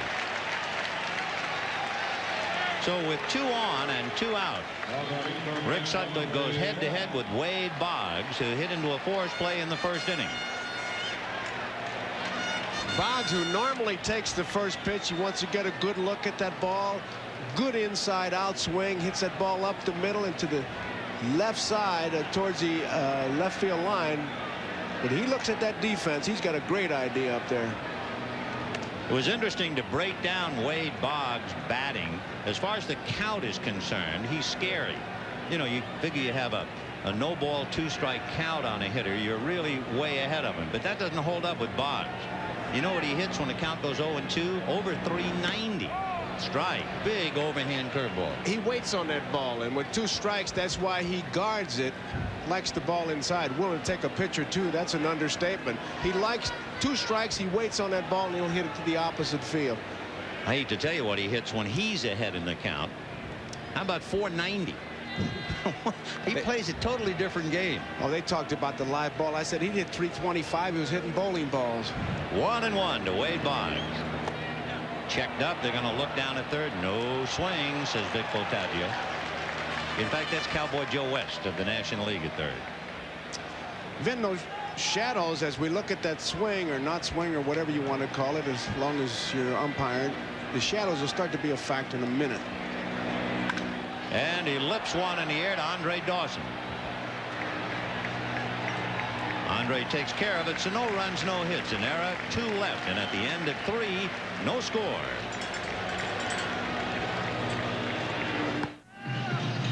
Harold Reynolds of the Seattle Mariners will now take over at second base. Willie Randolph goes out. And also, since Alan Trammell batted for Brett Saberhagen, we need a new pitcher, and it is Jack Morris. On the 4th of July last year, Morris was 7-6, and he decided to quit using his split-fingered fastball as much as he was relying on it and go back to his slider. Well, since July 4th of last year, he is 26-6. If you're keeping score, Harold Reynolds will bat 8th. Morris will bat 9th. And it'll be Ryne Sandberg, Andre Dawson, and then Mike Schmidt in the 4th inning. No score. There's a good shot of the shadow effect here in the ballpark. Now the batter is in complete shadow. That's going to make it tough for the infielders to pick up that ball. There you see a good view. Now it starts to get a little bit rugged. Now you can understand why those 3 twilight games here were so tough. There have been 2 other twilight games recently. In 1984 at Candlestick Park, the National League won that game 3-1. And in 1980 at Dodger Stadium, the National League won 4-2. And in that game, there was a shutout till the 5th inning. High foul off to the right, and now to play, and the count 1-1. You know, for Terry Kennedy, it's a great experience for him to be on the American League squad coming over from the National League, because he's catching a lot of pitchers that he's hit against. He really is learning a little bit more about them, and that's really the vantage point, is when you're catching these guys and you really get a chance to see what that ball's doing. He's the real connection between the 2 teams. 1 ball, 1 strike. Ball 2, 2-1. It's interesting, the 2 competitors that we have in here on the mound with Rick Sutcliffe going against Jack Morris. When Andre Dawson was hit, they tell me one of the first persons off the Cub bench was Rick Sutcliffe. Chopper to the hole at short, backhanded by Ripken, the long throw in time. And when the Rangers got into a brawl with Detroit, Jack Morris was first off the bench. Let's go to Marv Albert. All right, Vin, this is Baseball Commissioner Peter Ueberroth. I'm wondering what your reaction is to NBC's proposal on the pregame show calling for the lifetime achievement positions established for the All-Star game, which would allow fans to vote for people such as Reggie Jackson and Nolan Ryan to make the squad, perhaps one such candidate per league. What's your feeling about it? It's a good idea. We ought to think about those things. That's the tradition of this game. When I could see everyone turn out for the old-timers, the guys that are still real active at the end of their careers last year or so, we should be able to do it. It's a good idea. How about the DH utilizing the All-Star game? DH, you won't see it today. It doesn't look like anyone's going to have a pitcher bat, but I'm going to ask that next year we put the DH in for the All-Star game, both sides, because there's too many good hitters on the bench people want to see. Peter, we were told that you and consultant Harry Edwards met secretly yesterday along with several notable black players. The end result, a proposal that would establish a pool of black candidates for jobs as coaches and managers in the minor leagues. Is that accurate? Will it happen? Well, it was no secret. We just called, modern day players who are stars like Winfield and Baylor and the rest. Recent players like Joe Morgan and some all the way back to Larry Doby. They came together to help us get this job done in a positive sense. Let's get out of the press. Let's do fair employment. Don't put anybody in a job they don't deserve. Don't push anybody when it's not right. But let's let the baseball players take over and help solve the problems. They said we'll do it. All right, let's get back upstairs. Vin and Joe. Well, here's Mike Schmidt with 2 out. You probably noticed that Andre Dawson struck out on a check swing. And Mike Schmidt grounded to third in the 1st inning. No runs, 1 hit, 2 errors for the National. No runs, 1 hit, no errors for the American. 1-2. 8 in a row retired since Andre Dawson doubled, and looked like that was a split finger job coming up. That could be a decoy. Never trust a pitcher when he's putting that ball out to where you can see it like that. Mike Schmidt's a guy who likes to keep his hands above that ball. Here's that spot where they try to say he can chase it outside, but they'll pound him inside. And he goes the other way to right. Winfield will have to play it on a bounce. To Schmidt, a turn and a holding with a 2-out single that will bring up Jack Clark. That was really a great swing by Mike Schmidt, because it looked like you could go to the outside part to play with him, but Morris had some pretty good information to try to jam him inside. Mike did not really have that big home run swing of his, kind of gave up a little bit on the swing and went to the opposite field. A good piece of hitting. There's Clark. He popped up in the second inning, going head-to-head with Brett Saberhagen. And on deck, Darryl Strawberry. Strike. 0-1. Clark is the kind of a hitter, and you would think sluggers are streaky, but he hasn't gone more than 9 days without a home run this year. He uses a very light bat, Vin. It's a Joe Morgan model, 34 inches, 32 ounces, and there's quite a story behind it that is really tied into his stance. And you know, as great a year as he's having, he still has a bad thumb.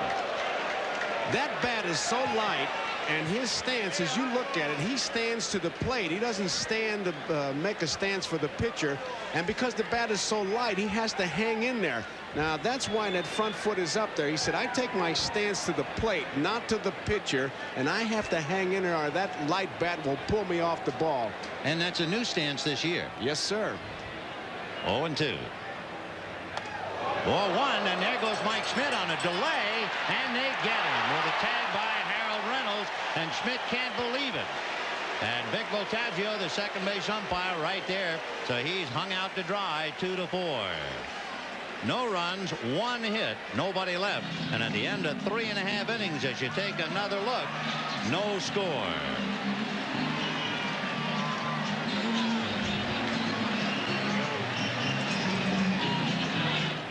In the top of the fourth, Saberhagen is replaced by Jack Morris of the Tigers, and he quickly gets the first 2 outs before facing the Phil's Mike Schmidt.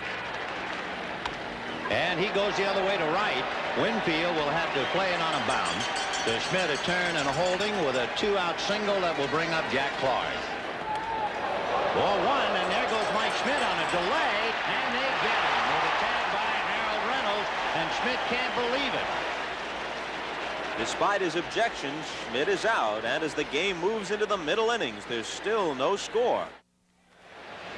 Bottom of the 4th inning, no score in the ball game, and Toronto's George Bell to start it off. He'll be followed by Dave Winfield and Cal Ripken. We have a new second baseman, Juan Samuel, at second base. If you're wondering about the delayed steal, he did catch Kennedy a little bit off guard, but he certainly reacted in a hurry. Bell fouls it off, and to Cal, 1 ball and 1 strike. Bottom of the 4th. So the Phillies' Juan Samuel is now at second base for Ryne Sandberg, and he will hit in the number 2 slot.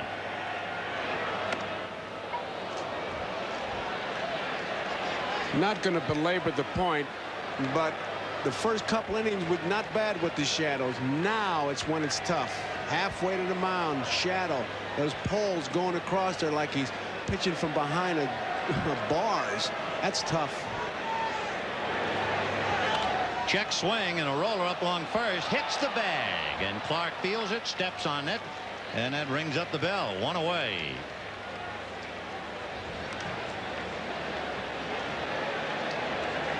He's trying to duck it, and that's just an empty feeling. Usually it takes a crazy bounce. That time it took a nice bounce for Jack Clark. Little room service job. There's Dave Winfield. You think about it, the first player in 20 years to have 5 consecutive 100 RBI seasons. Then you look up in the history books and you find out that Joe DiMaggio had 7 and Babe Ruth had 13. 1 out, 4th inning, no score. So what we figured has actually happened. A twilight game in Oakland, you put an ad in the paper to get runs. We're scoreless. You would think he'd be able to hit that outside corner all day long, as deep in the batter's box as Winfield is, but he covers it with that stride of his. 0-1 to Dave.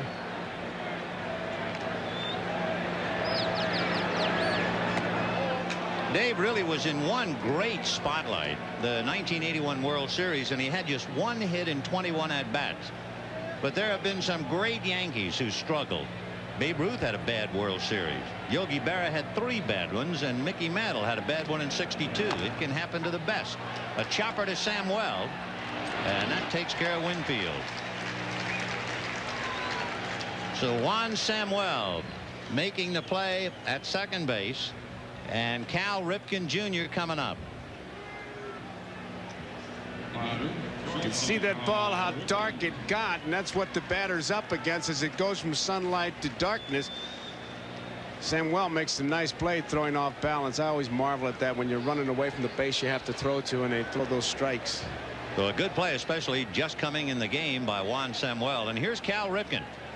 Might have had the only RBI today when he hit a line drive headed for right field with Winfield at second, and that's when Jack Clark went up the ladder and speared it and doubled up Winfield at second base.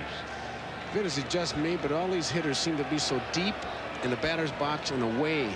If there's one thing I wish we could have been able to do, and I don't know how you can do it, it would be to show where each hitter is relating to all the other hitters, or are they just stepping in the same holes up there? I would tend to doubt they step on the same holes because of the strides. Much like pitchers, you try to find your own niche, but most of them are deep in that corner, and you really see that ball a little bit longer. You can see where Cal Ripken is. Winfield was back there. Line drive, base hit into left field. So Ripken is 1 for 2. Eric Davis with that center fielder's arm guns it into Ozzie Smith. And with 2 down, Terry Kennedy coming up. Terry Kennedy. Kennedy very alertly throwing out Mike Schmidt on the delayed steal in the 4th inning.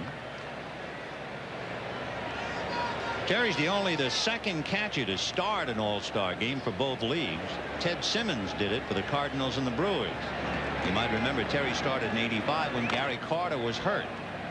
Fouled away, 0-1. No balls and 2 strikes. 0-1. Oral Hershiser in the National League bullpen, and Mark Langston throwing in the American League pen. We're in the 4th. Only had 2 hits on each side. I bet that's a thrill for Vern Hochscheid, who's one of the coaches down there. Thrill for all of them. 1-2. Ground ball hard to Ozzie. He'll go the short way to Juan Samuel. They get the force on Ripken, and that's it. No runs, 1 hit, a man left at the end of 4 with a magnificent sunset. We'll be back after these messages from your local station. Ozzie, a short lead. He's going, and a swing and a long one into left center field. It just keeps going, and it's going to be. He caught it. He caught it. He caught it for the 2nd out. Unbelievable. Unbelievable. It was over the fence when he caught it. The very next day, it was deja vu. Clark drills one to deep left center field, and it is. Well, did he do it again? Did he do it again? He must have a baseball in his glove.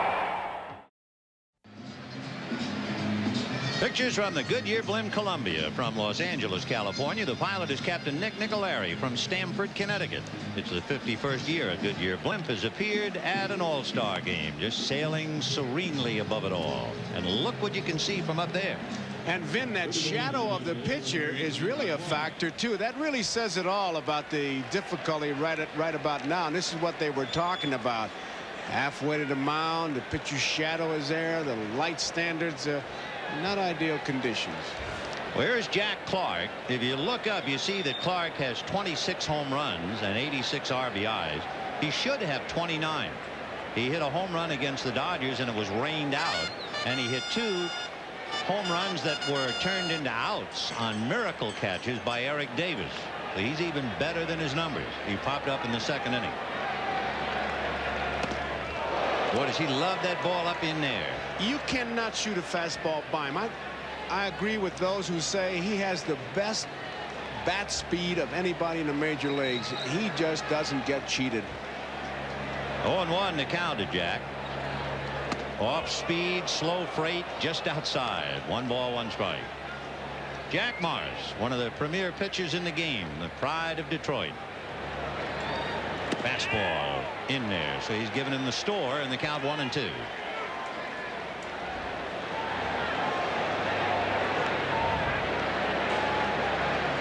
Another one. And that looked like the split finger job, the way the bottom dropped out. Well, with the 2 strikes, he can do that. He can really put that little extra on it and throw it out in the strike zone. There's the concentration. Jack Morris looking at that target. There's the rotation. It is a split finger. And he starts at about knee high and drops down. And with 2 strikes, you certainly can't be that choosy. So big strikeout. You know, they're such good hitters. With the light fading, you figured it was going to be tough in the first 4 or 5 innings. But I kind of thought we'd see a lot of strikeouts. Well, in the American League, we have not had a strikeout except for Terry Kennedy in the 2nd inning. And in the National League, they've had just 2 hitters strike out. I mean, they're just, well, the stars. 1 ball and no strike. Now, once I say this, about 9 in a row will go down on strikes, right? Cinch. Roller by the mound, but in position is Harold Reynolds to get him. 2 down. Well, he used to wear number 44 with pride and distinction. He was one of the great home run hitters, left-handed. He had a back that could, well, you could set a table for 8 on that. Willie McCovey. Here shown ripping a scorching triple against the 1969 Cy Young Award winner, Tom Seaver. McCovey is reaching the peak of his career. Most knowledgeable baseball men consider Willie the most feared hitter in the game. Probably the most striking evidence of this fear is the McCovey shift. Now, what is the way to beat a shift? Well, a hitter like McCovey will figure something out. You can either hit one in front of it, as he did there, or you can go over it. And out.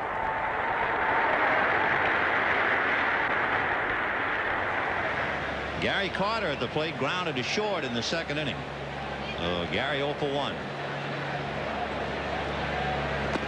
Chased that pitch.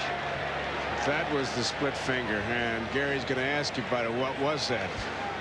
And I'm sure that Denkinger said, I don't know. You swung at it. Don Denkinger working balls and strike. It's his 3rd All-Star game. In 71 and 76 he was here. 0-1. Half swing, and that will cost him another. 0-2. 1-2. Down and away, so 2 balls and 2 strikes. In the dirt, ball 3. That's the one he wanted right there, that split finger. Just threw it too hard. 2 strikes. Mike Scott was talking about over in Houston. We were there, Vin. He said, when I get 2 strikes, I start about the knee, and it's very tough for the hitter to lay off, and I can get that extra on it. But you can't do that until you get the 2 strikes. It's interesting to watch Morris, and you kind of wish that Scott was still in the game so you could compare them. Yeah, that'd be good. 3-2 the count to Gary Carter. And that's ball 4. So the National League receives its first walk, and it goes to Carter, and it'll bring up Ozzie Smith, a switch hitter batting left-handed who flied to left field in the 3rd inning, 0 for 1. Smith is one of those guys who would give a fellow like Morris a little bit of trouble because he doesn't swing that hard. He just lays that bat on the ball and kind of moves it around. Punching Judy, a Judy hitter they call him. His last home run was in the '85 LCS. Pitch getting away from Kennedy, but not far enough. 1 ball and no strikes to Ozzie Smith. The backup catcher, Matt Noakes, and of course you can't just use catchers, so they're being very careful, and Kennedy figures to go a long way. 1-0. Little foul out of play. How do you pitch to Ozzie Smith? Well, here's what the scouts say. Well, when NBC talked to some scouts, looks for fastballs simply to make contact. That is so true. He just lays the bat on the ball, but ask Niedenfuhr. You can't take it for granted. He'll spin on you once a decade. Ground ball to shortstop. Ripken feeding Reynolds, and they get the force on Carter, and that's that. So the Nationals go down, and at the end of 4 1/2, no score in the twilight. Well, one thing, no real surprises. We figured at this time of day it was going to be brutal around home plate, and evidently it is. It is. So far, it's been a silent movie as far as the hitting is concerned, but you expect it, and hey, don't take anything away from those pitchers. We got some pretty good guys going out there. And the lights will slowly but surely begin to help out around the plate as Bo Diaz puts on the mask and will pick up for Gary Carter. Willie McGee is in center field, and Oral Hershiser is the new pitcher. Andre Dawson, who had been in center field, moves to right field. So if you are keeping score, we will give it to you. Bo Diaz is going to bat in Strawberry's spot. Ball one. Oral Hershiser will bat in Gary Carter's spot, the number 7 spot. Slow roller to short. Ozzie Smith to Jack Clark. And Willie McGee will bat 9th. And look at the arms on Oral Hershiser. He is Oral Hershiser the 4th. So when you see him playing hockey with that V, his son is Oral Hershiser the 5th. He didn't know it at those days, but it's come to pass. Well, look at here. Kirby Puckett coming up to bat with Willie Randolph on deck.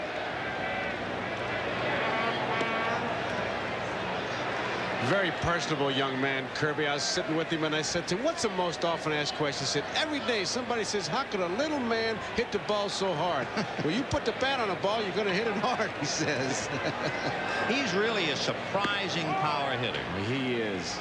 And the numbers tell you why. You know, in 1984, he had over 500 at-bats and did not hit a home run. And then, of course, in 1986, he had a 30 home run season. Well, he got strong in a hurry. In 1985, the year the All-Star game was in Minnesota, Puckett didn't get close to that game. He hit 4 home runs. But that might be the last one he's going to miss for a while. He had 31 home runs last year. Ground ball to the right side. Fielded there by Samuel. So Puckett rolls out. 2 down in the 5th, and Ricky Henderson coming up. Strike. Do you realize if this game continues like this, it's going to destroy the live ball theory? Yeah, right. 0-1. Well, let's face it. You know, in the history books, the very first run batted in an All-Star game, the run was knocked in by a pitcher, Lefty Gomez. Ah, yes. Got to clear those bulbs. Check swing. 1-1. Now 2-1. Henderson is grounded out, fly to center. Davy Johnson talking to Hal Lanier. And in the middle, Roger Craig. 3-2. Big chopper over the mound. Samuel behind the bag. Big bounce out of his glove. And Henderson is aboard.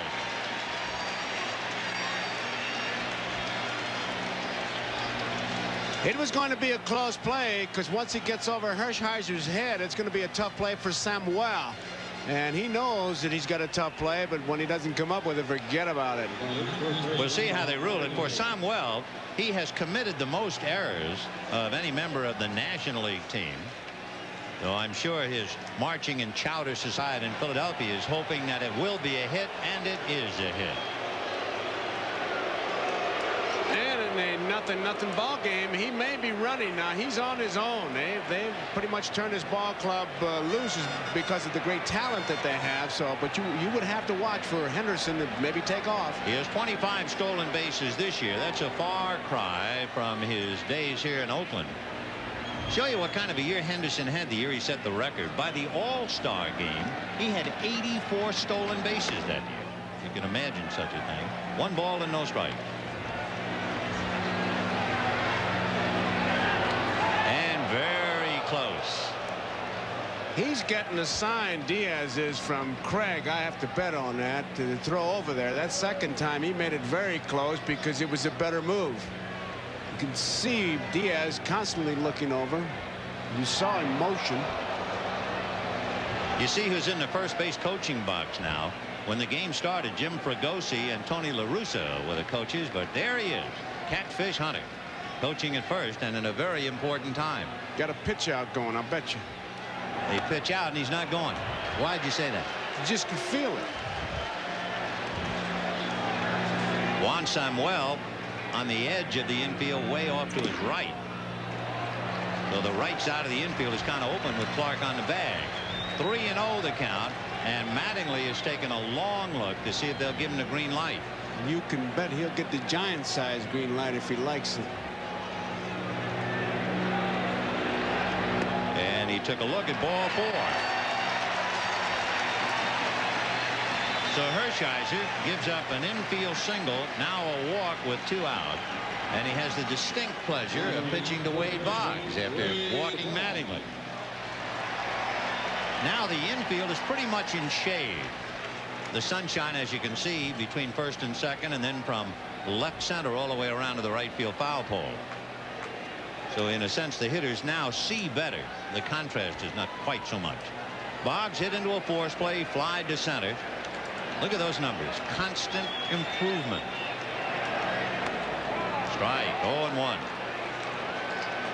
He's one of those hitters when you get a strike on him, it means absolutely nothing. He's just measuring you is what he does. From the middle of the diamond to the left field line. That belongs to Wade Boggs. 0-1. Henderson and Mattingly on the lines, and the count 1 ball and 1 strike. The top career hitters since 1900. You start with Ty Cobb. Then you talk about the Raja, Rogers Hornsby. Then shoeless Joe Jackson. And the number 4 man is this man, Wade Boggs. Ground ball to third. Mike Schmidt up with it at the belt buckle to get the force play. And he was not too steady on that. That ball took erratic hops, so it was a tougher play than it looked. And at the end of 5, no score. Here are the changes defensively. We'll get how they're hitting in a moment. Mark McGuire is now at first base for Don Mattingly. Tony Fernandez is at shortstop for Cal Ripken. Kevin Seitzer is at third base for Wade Boggs. Kirby Puckett is in center field. And Mark Langston on the mound. Saberhagen, Morris, and now Langston. Yes, it is indeed Mark McGuire country. We have to find out just where he belongs in the lineup. But come to think of it, if you ask him where does a guy like that 6'5" hit, anywhere he likes. Anywhere the big dog wants to sleep. Betcha. Langston is a power pitcher. Fastball, straight change, best pitch is fastball. Listen to the crowd. Yeah, they love it. Willie McGee, followed by Eric Davis and then Juan Samuel, and Mark Langston on the hill. You know, a lot of people thought, and maybe you do right now, if I said, who do you think led the American League in strikeouts last year? You might say Roger Clemens. And the answer would be wrong. It was Mark Langston. I mean, he can move it. He had 245 strikeouts last year, and he's right at the top now as Willie McGee tests him.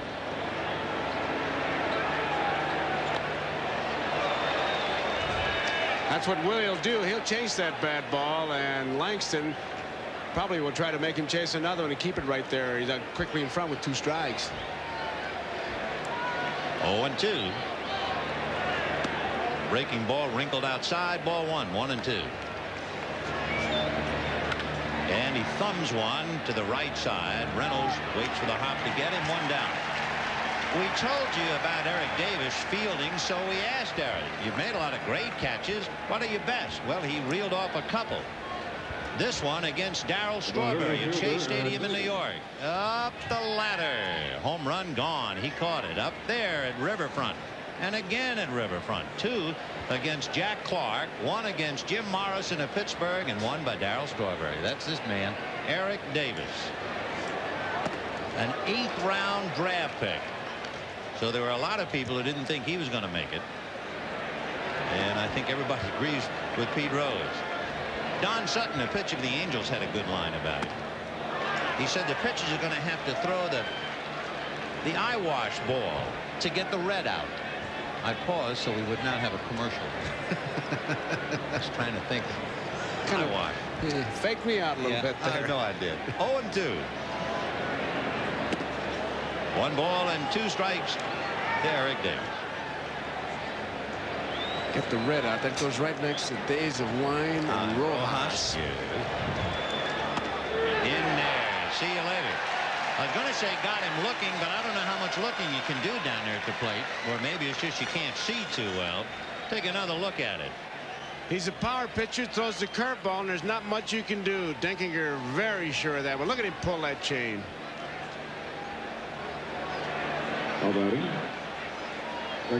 So Mark Langston puts his signature to the game. He does what he does all the time, a strikeout. Once again, we remind our viewers we'll be selecting the NBC Miller Lite Player of the Game at the conclusion of the ballgame. Juan Samuel. Right. Samuel strikes out a lot, so this is a strikeout situation. Strikeout pitcher and a hitter who pays the bill, but instead he fists one on the right side to Reynolds, and that's it for Samuel and for the National League in the 6th inning. So Langston sets him down, and at the end of 5 1/2, the National League nothing, the American League nothing.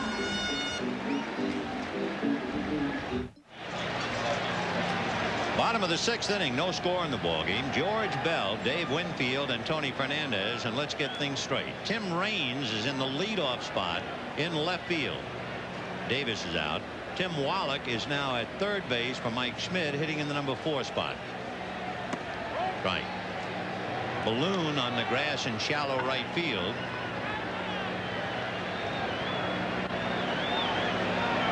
Oh, 0-1. Time is just called. Strike 2. It's a very lively balloon. That a dead ball and a lively balloon. Let's see the card to give you an idea of the bookkeeping that we have to do. In the National League, Raines, Samuel, Dawson, Wallach, Clark, Diaz, Hershiser, then Smith and McGee. And I'll give you the American League. The count is 0-1. The balloon strike will not be allowed. Good breaking ball. Here's the American League.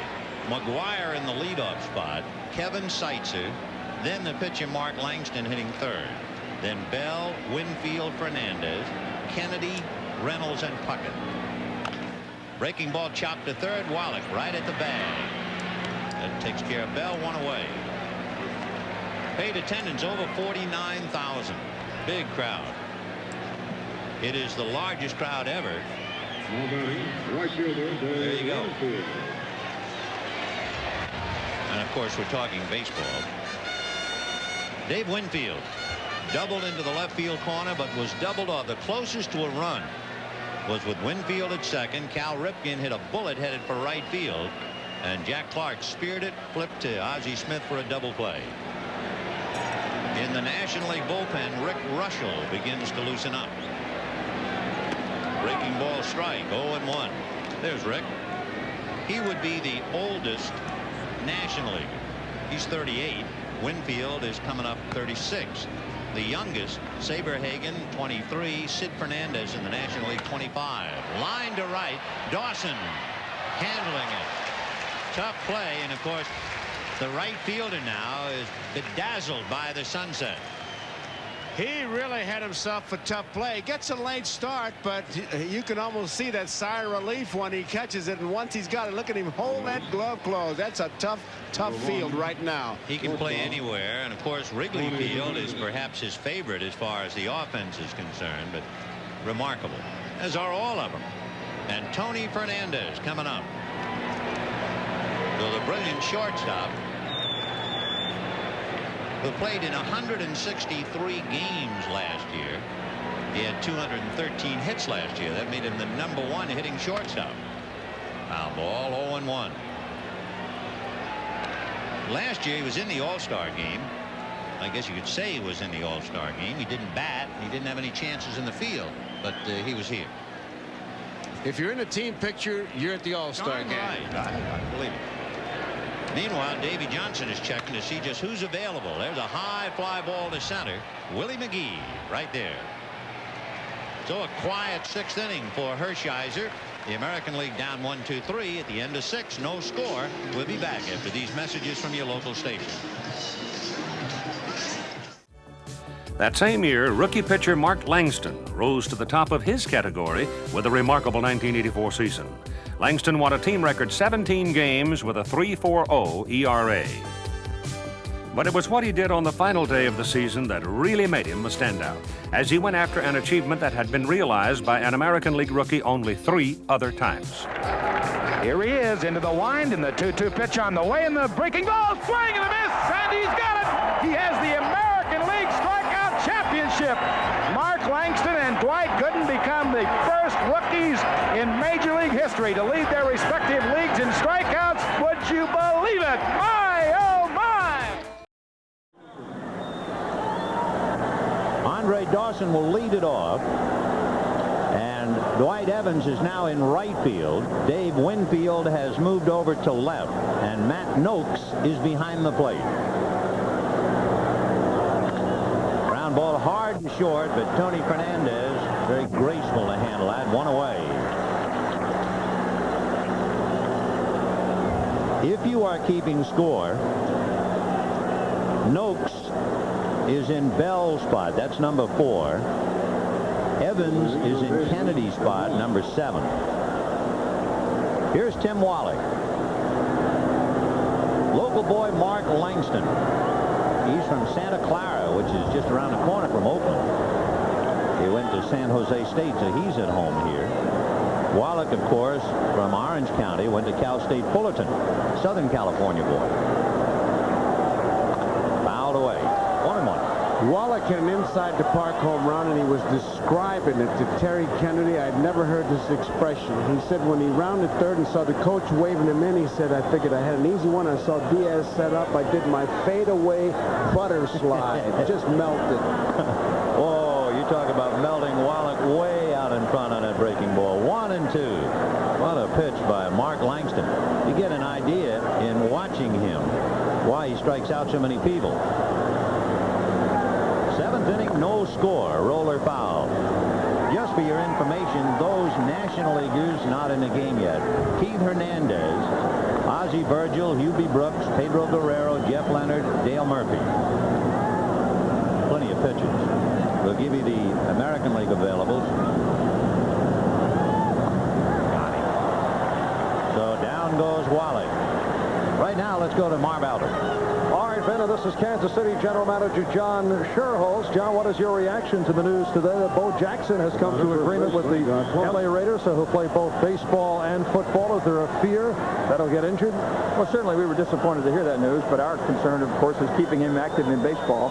There is that fear of injury, but hopefully Bo will play football for a short time and decide to return to baseball full time. Why did the Royals permit this? Was there a fear of losing him if he did not play both baseball and football? That was, in fact, our fear. If we had decided not to give him permission to do this, we were looking at the possibility of his walking away from baseball. We didn't know that, so we still feel like once he exposes himself to football and measures that against baseball, baseball will be his choice. Any other Royals with interesting hobbies? I certainly hope not.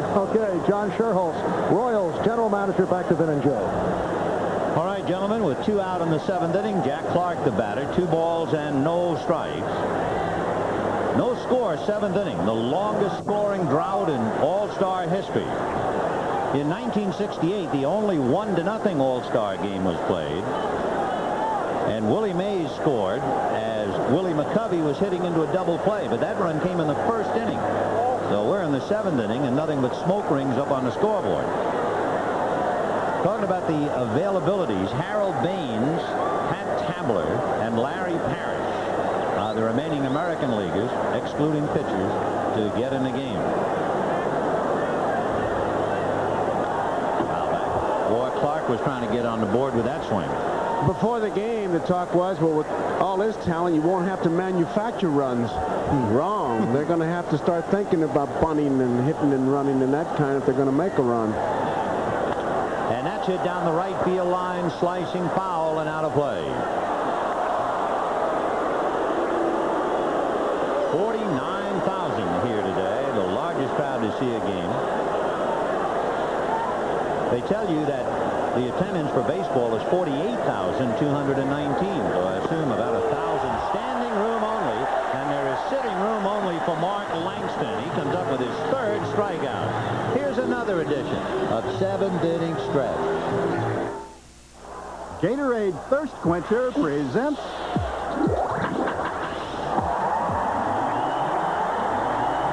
the 7th inning stretch.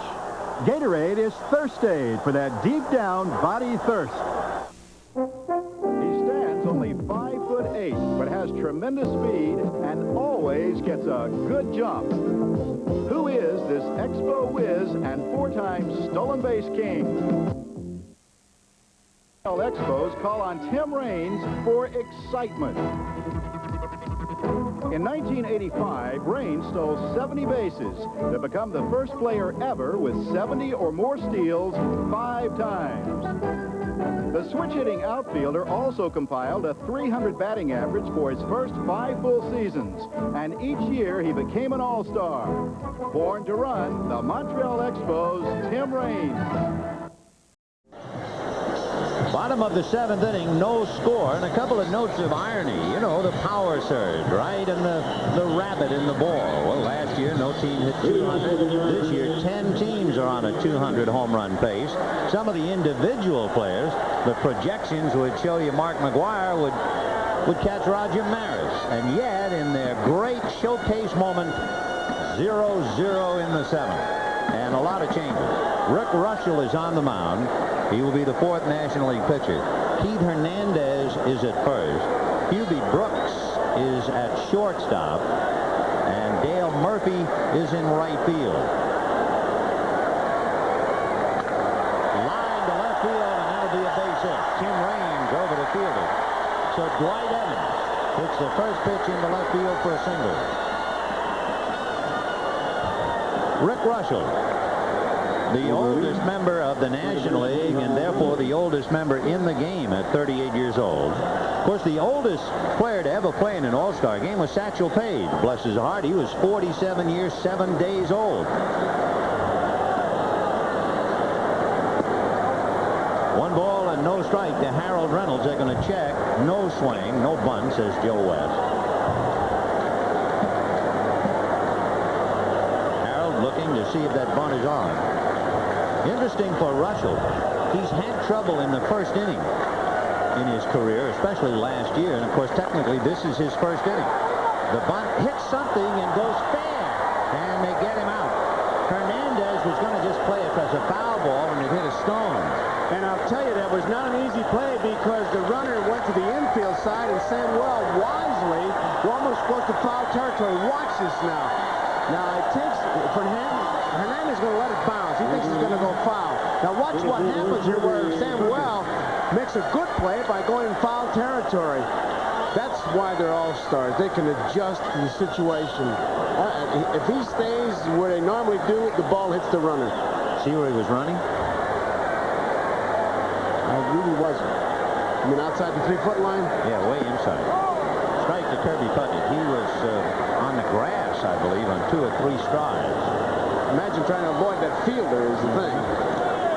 So you have Evans at second base, 1 out in the 7th inning, no score, and Kirby Puckett is up there. 1 ball and 1 strike. The blueprint was to let him go as we look at the man of the hour, McGwire. The blueprint was to let him play, but in the 7th, 8th, and 9th inning is to start playing baseball, bunting, and whatever. So Kirby Puckett, after the bunt, with a chance to pick up the only run of the game. No score.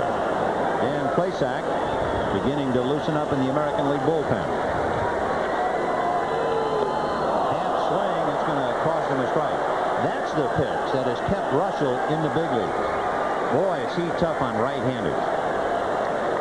Got a good sinker, and when he side wheels you like he just did Puckett, it's a little tough to hit him. Big numbers for Puckett on the rise. 1 and 2.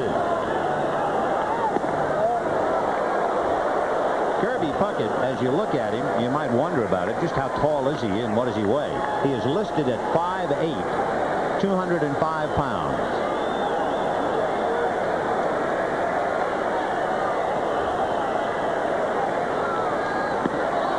And that's the pitch. Boy, Russell has eaten up an awful lot of right-hand power. Now look out. Here comes the big red, Mark McGwire.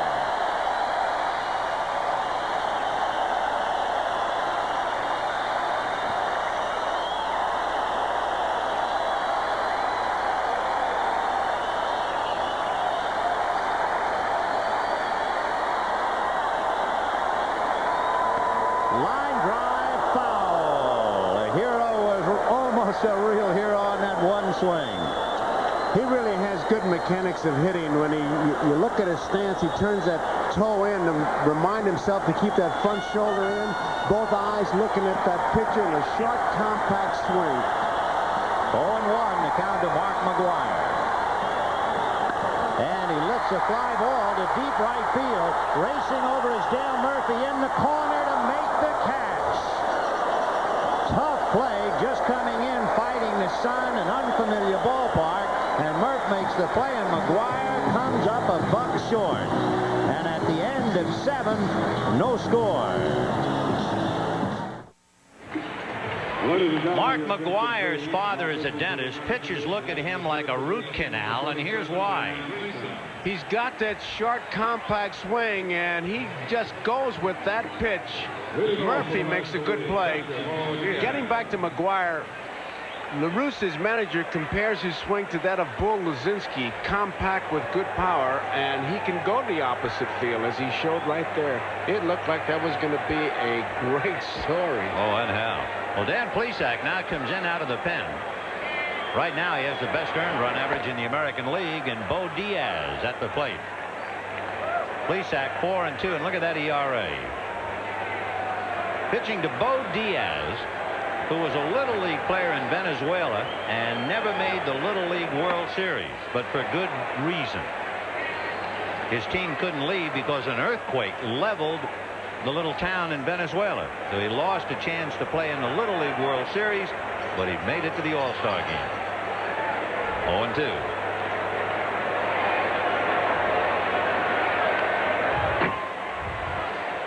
Funny how you notice different habits of hitters. Watch Diaz. When he gets in the box, he kind of sets himself there, and then at the last minute he'll back with his front foot and get on the toes. Now just watch it.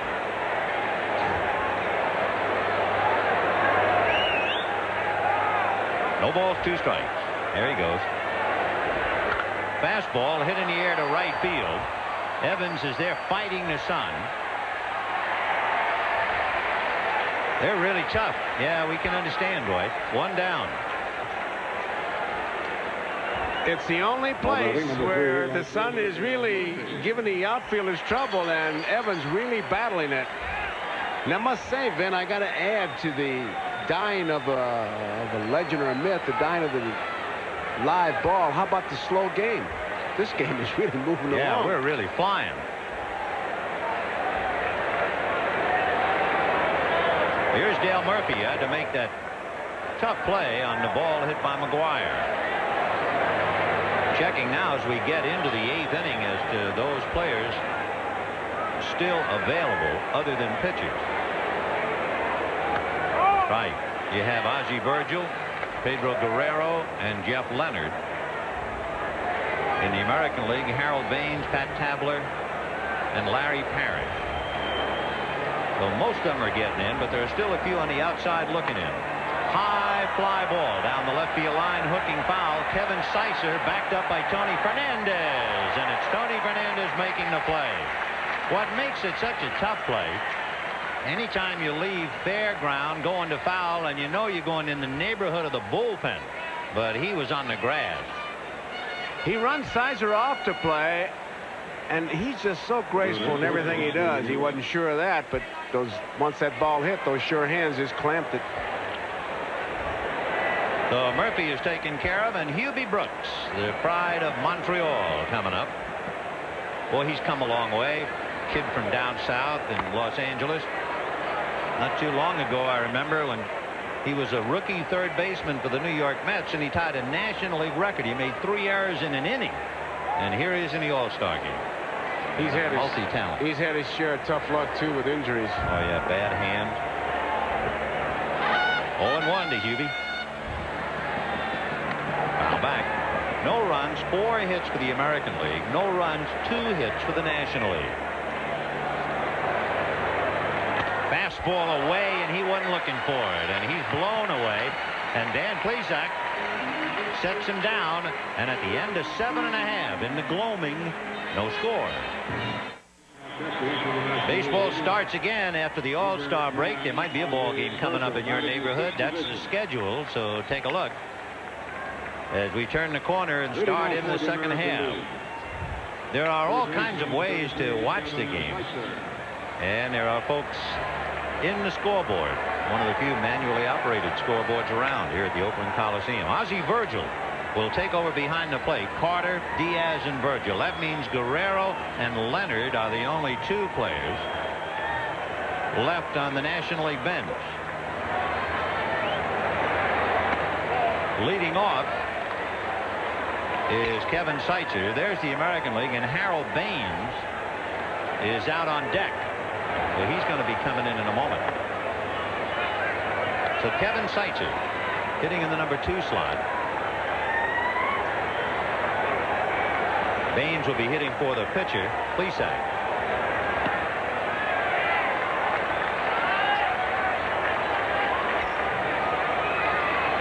Are you keeping score in pen? Good for you. In there. Jeffrey Leonard, one of the remaining 2, is playing catch down in the National League bullpen. That's hit foul back into the crowd. John Franco of the Reds is down there. Meanwhile, in the American League pen, Dave Righetti is loosening up. That youngster in front is playing catch with Jeff Leonard. There's Righetti. Fisted in the air, and Juan Samuel is there to handle it. 1 down. Well, we're up here in the beautiful Bay Area. It's a reminder, next Saturday, 2 teams have already eclipsed the homer barrier. The Giants and the Cubs will be on the game of the week. Others will see the Orioles and the Royals. It'll all start at 3 Eastern time. Marv Albert and his Inside Look into Baseball. Yep, the tradition is here. The memories are waiting on NBC Sport. Davey Johnson is not waiting for memories. He's trying to make his own right now, and he's going to wheel and deal. He's going to make a 2-for-1 switch. Jeff Leonard is going to go into right field, and John Franco is coming into pitch, and we'll be back. Jeffrey Leonard, the Hackman, out there in right field of the San Francisco Giants. Leonard, by the way, will be in the number 3 position, so he'd be due to bat 4th in the 9th inning. And John Franco, the left-hander who was asked to come in and get Harold Baines, will go in the number 7 position. Baines batting for Plesac. So there is 1 man left in the National League dugout. Pedro Guerrero, the 1 man who has not gotten into the game.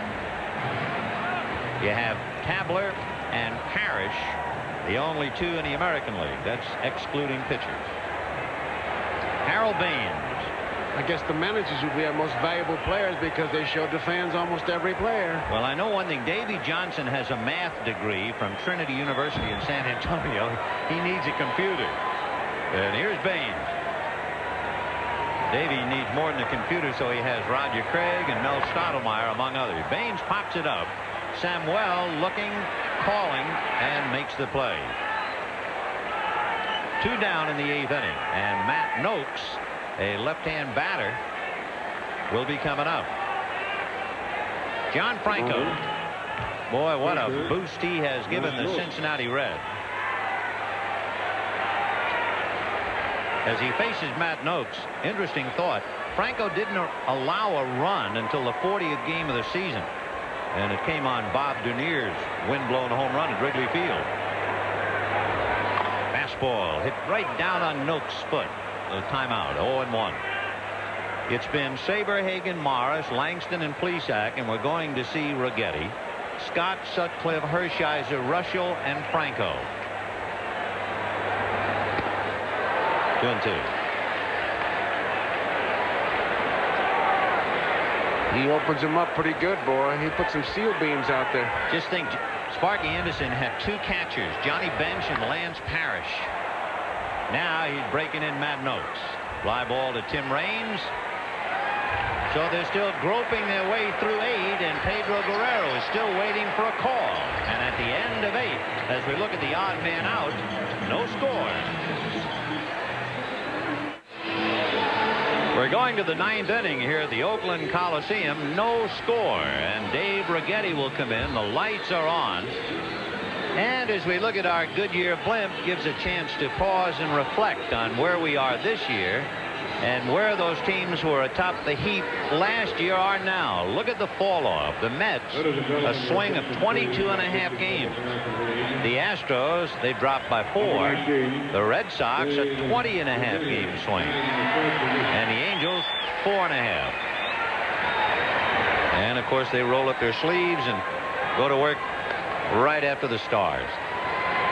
Jeffrey Leonard pacing around in the National League dugout. He will be batting 4th in the inning against left-hander Dave Righetti. Dave Righetti on the mound.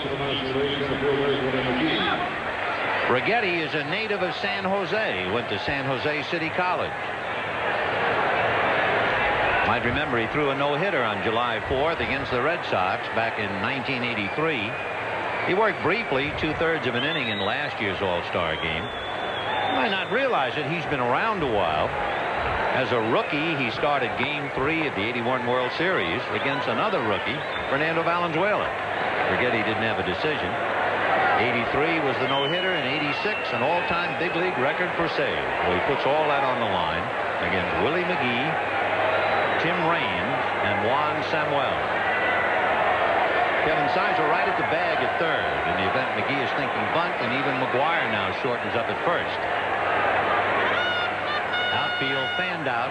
Puckett deep in center. Ground ball to the right side. Harold Reynolds takes care of McGee. 1 away. The National League has had one man get on back in the 5th inning on a walk. And Mike Schmidt got a base hit in the 4th inning and was thrown out. Ben, with not a whole lot going on, I'm going to throw this out to you. Yeah. The baseballs in the National League signed by A. Bartlett Giamatti. Right. American League, Dr. Bobby Brown, right? Right. All-Star Game signed by Peter Uberoff. So the lively ball debate continues. Is it the signature that causes it? That's right. That's what it is. That's what it is. Got it. Count the letters. Jim Raines. Boy, are we reaching. Raines hitting .346.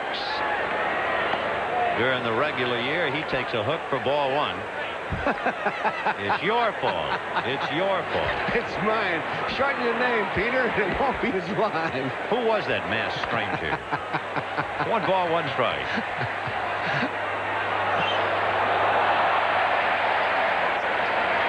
Well, we saw Baines and now Raines. And after Raines comes Juan Samuel. I wonder how far the ball will go if Ron Say signed it. How about Don Ho?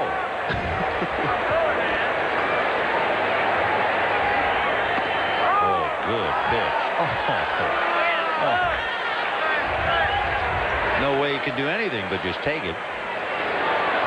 Tim was a free agent and missed the first 3 weeks of the season this spring, then signed with his original club, Montreal, and had an explosive debut against the New York Mets.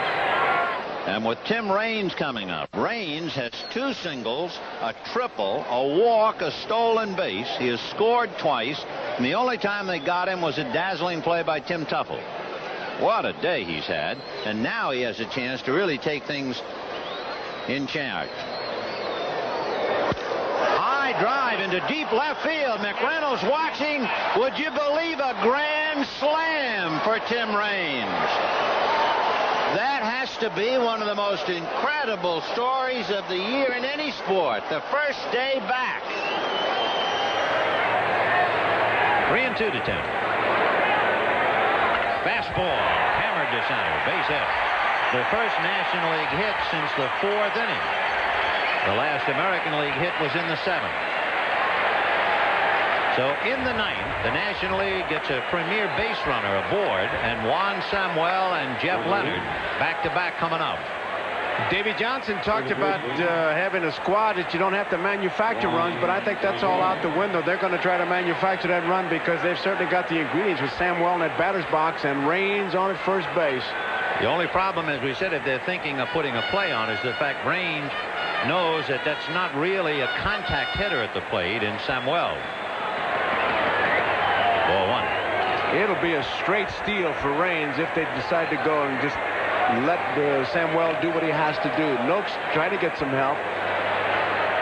Noakes keeps reminding Righetti, give him a look, give him a look. Don't take for granted he's not going to go. Throw over there once in a while. That's big Mark McGwire holding the corner.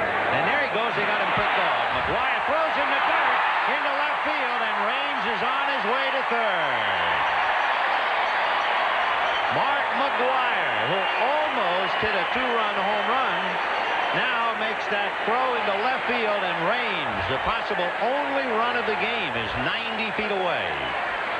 He had him picked off just as slick as he can, and Raines knew he was in no man's country, so he was just going to try to make it to second, gets the bonus. When the throw goes into center field, now McNamara's come out. 1 ball and 2 strikes to count, and all Raines had to do was jog as Dave Winfield came in. And they're going to make a switch as Dave Righetti comes out. Oh, we'll be right back. A 1 ball, 2 strike count. Righetti threw to McGwire. McGwire saw a bad throw into the outfield, and Raines easily over to third. And that's not something to just slough off. That's the first base runner to get to third in the game. So he is 90 feet away. The American League infield is up. Remember the count on Samuel 1 and 2, and Henke, who can be so tough, particularly on right-hand batters. That's why they've called him in. Almost threw that one away. 2 and 2.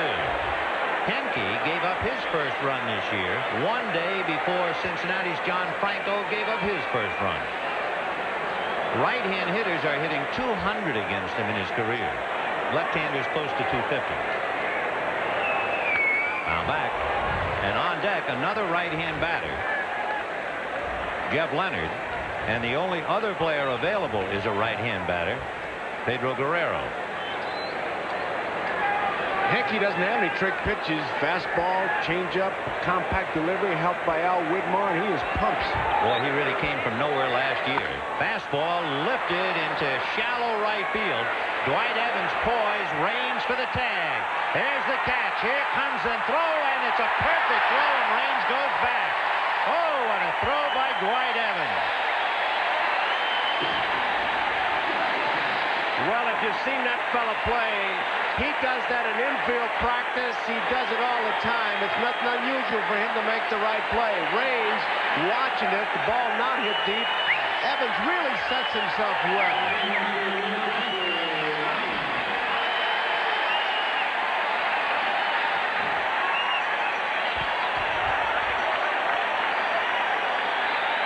Right on the money. The catches, you love it. Beautiful. Take another look at it. I mean, that's an all-star throw. And that comes from a lot of work. He takes nothing for granted. Well, let's look in the history book again. You have Raines at third, 2 out in the 9th, a right-hand hitter at the plate. There has been 1 steal of home in the history of the All-Star game. High foul behind the plate. Noakes coming back to the base of the screen. It is caught. Matt Noakes refused to quit on it, and I think the ball actually came back a little to him. So we will not see a steal of home. We're not going to see a run in the 9th inning. No score. Great play by Matt Noakes. He just didn't give up on it. Now he finds the ball here. Now he's got it. Now he doesn't know how much room he's got, but you see him take a look at that wall, and he stays right with it, and the youngster just didn't quit on it, and what a big play that was. And Leonard really reacts to it. Oh, that a painful one for him. Good play by Noakes. And how? So Dave Winfield, who was the only man to go the distance in the American League, and the only man to go the distance in the game, is coming up against Steve Bedrosian. Bedrosian, who set a record this year, 13 straight saves, the pride of the Phils. No score in the 9th. Winfield will be followed by Tony Fernandez and then Dwight Evans. We're getting to that stage now where you can also talk about what pitchers are left. Sid Fernandez, the left-hander, Lee Smith, the right-hander for the National League, Bruce Hurst, the left-hander, Mike Wood and Jay Howell for the American League. Ball 2, 2-0. Winfield takes a look down at LaRusse at third base, but No need to look. He's got the green light. There's one reason why Bedrosian is a relief pitcher. He held a record for most times removed in a season as a starting pitcher. And he's behind 3-0.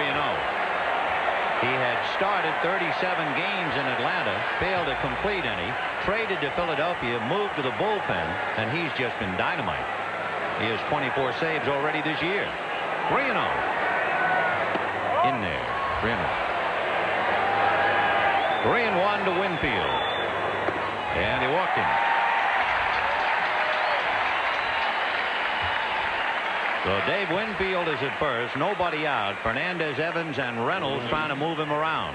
And Jim Fregosi back in the coaching box talking to Winfield. Hernandez is going to try to set up some kind of a defense as Fernandez comes in the batter's box. Hernandez is out on the mound, and what he usually does with his pitchers is tell them, hey, I'm going to come in maybe the first pitch, but the second pitch I'll come in and go back and maybe try a pickoff. If Tony hits at the Keith, it'll sound like a Latin dance team. Here's Tony, and look at those numbers. Young man on the rise. Bottom of the ninth, no score. They're looking bunt, and it's ball one. There is no action in the National League bullpen. Winfield held on by Hernandez, who's coming to the plate, and it's ball two. So Hernandez was coming. Samuel had committed himself to cover first. 2-1 to Tony. They are really choking tight. Wallach coming in at third. It'd be a tough job to get Winfield to second base unless he gets the big jump. According to the speed gun, that last pitch was 96 miles an hour. There's the bunt. Bedrosian is going to go to first to Samuel. When in doubt, throw to a teammate.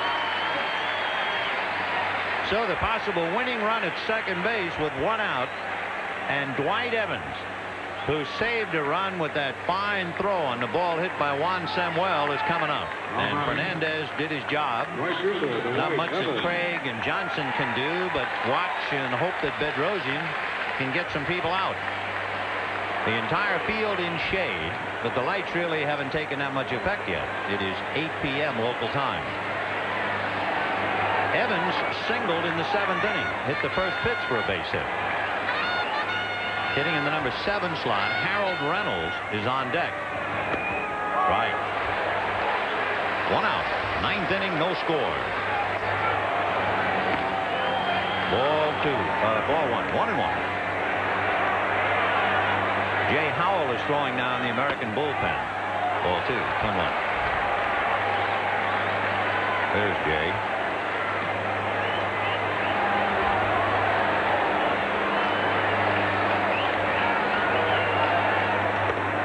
Ball 3. 3-1.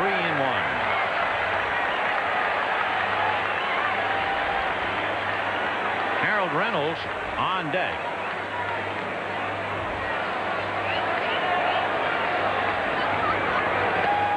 And he didn't want much of Dwight Evans, so he walks him, and now Bedrosian is in trouble.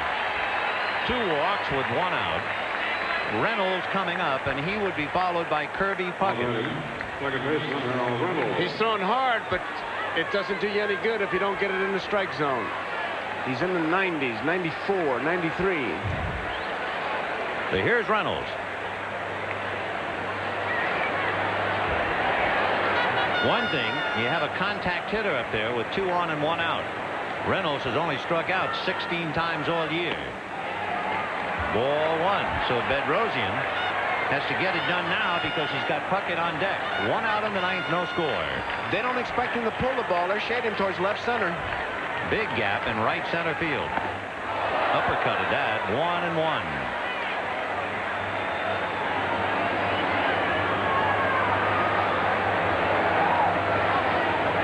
Fastball hit wide of first.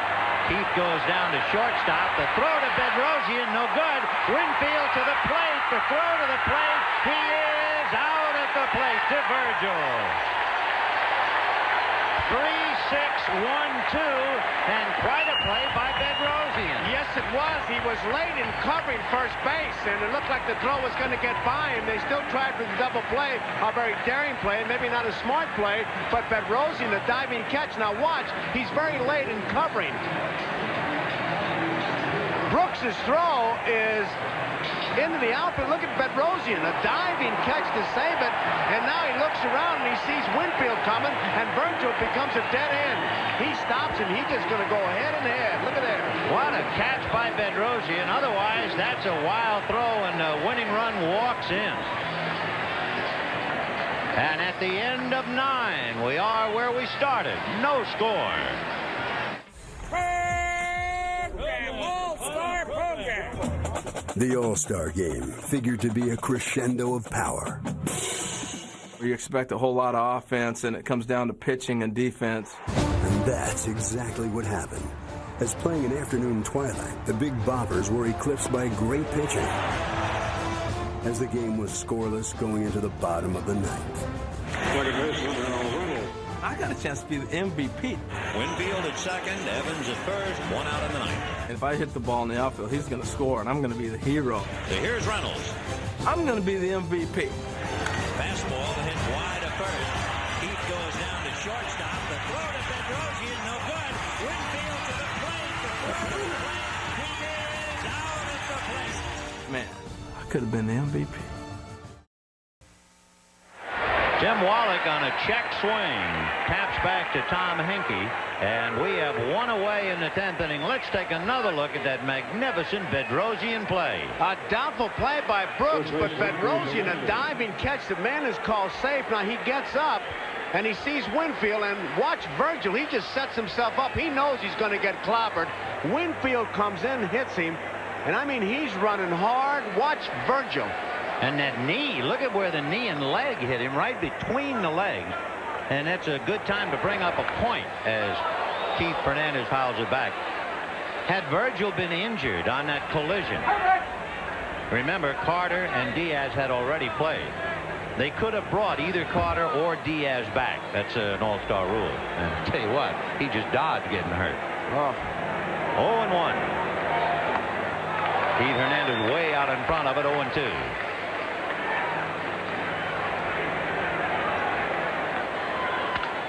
Fly ball to center. Kirby Puckett coming up, but that's going to drop for a base hit. Picked up by Fernandez. So Hernandez singles, Fernandez retrieves, and with 1 out, the batter will be Ozzie Virgil, who somehow held onto the ball after that crushing collision with Dave Winfield. He had enough time to brace himself. He knew he was going to be the accident about to happen, because Winfield, you could see about 3/4 of the way up the line, he was not going to slide. He was going to try to bowl him over, a la Pete Rose and Ray Fosse. But Virgil, he got dumped, but he held on to that ball, which is what he's supposed to do, and he did a great job of it. Boy, his dad must be very proud of him. He's the son of Ozzie Virgil, who played with the Giants 20 years ago and has been a coach with the San Diego Padres since 1982. He'll do just about anything, but don't ask him to steal a base. He's stolen 2 in 8 years, so he doesn't figure to do any running. And there is the last of the Mohegans, Pedro Guerrero, the last National League regular player to get in. So if Lee Smith comes in, then the only player will be pitcher Sid Fernandez. Then Davy Johnson will have used them all. 0-1. 1-1, Ozzie. On the All-Star team, he has the lowest batting average of any member of the National League team. But with 20 home runs, they welcomed him to the club. 1-1. And he lifts a fly ball to left field, and Dave Winfield is there. 2 down. Now the pitcher spot due up, and Guerrero will be batting for Bedrosian.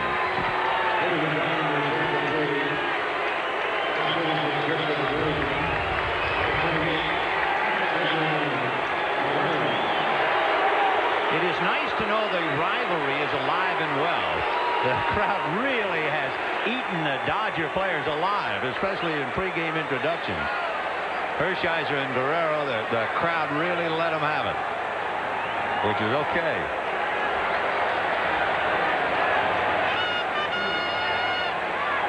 Guerrero, high fastball hitter. You'll watch him swing. He kind of loops that bat, and that's why he hits those big home runs.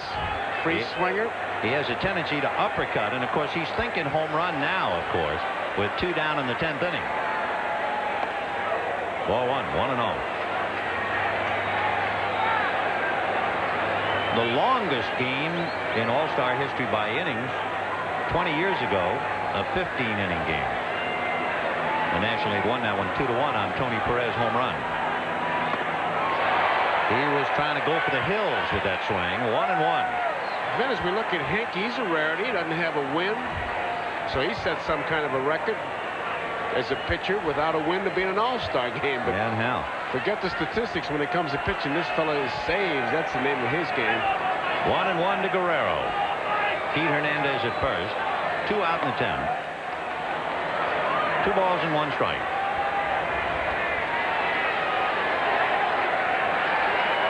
Two and two. Ball 3. We talked about the lack of hitting, but I tell you, it's the kind of a game that you love in an All-Star game because you saw everybody and it meant something. Oh, and how?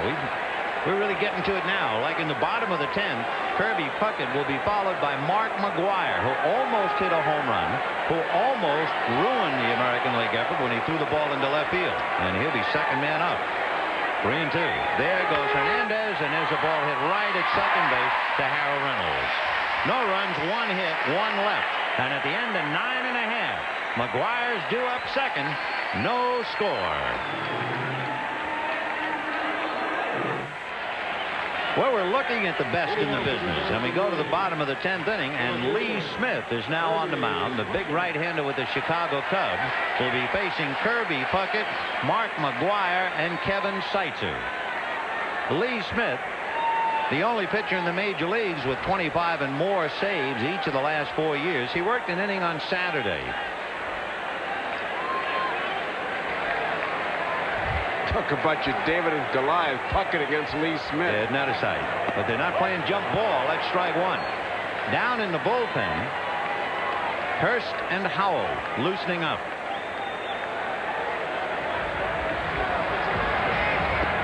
And that would leave Mike Witt, and I don't think we're going to see Witt at all. 1-1. He was going to turn the lights out. 1-2.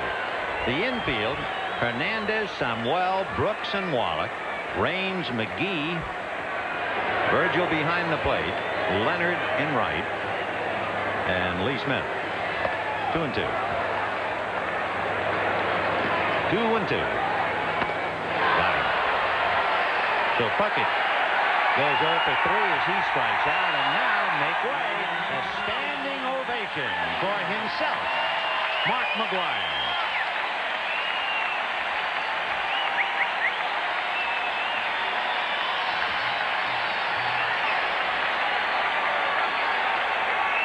Every close-up I've seen of him today, since he was introduced, he looks like he wants to cry. He's really emotionally overwhelmed, and I can understand why. You certainly can. Tell you what great mechanics he's got. Watch that head as he looks at Lee Smith. He's bearing down. He wants to see that baseball. That last one was 94. Foul back. You know, Monday, they had a workout here, and then they were going to bus the All-Stars to the hotel for the party. He is so cooperative. He is such a kid that he missed the bus. And here is this great kid in Oakland looking for a ride to the hotel. Also, he is the first member of the 1984 United States Olympic team to make the All-Star game. Ball 2, 2-1. You see, with that compact swing, it's going to be hard to fool him.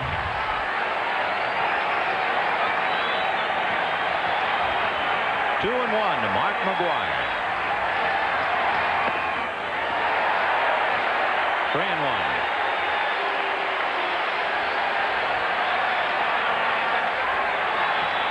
3-1. Whoa. He did not get cheated, Mr. Scully. Now you know why he hit 33. What a rip. And look where he started that bat from, and to get that kind of a swing.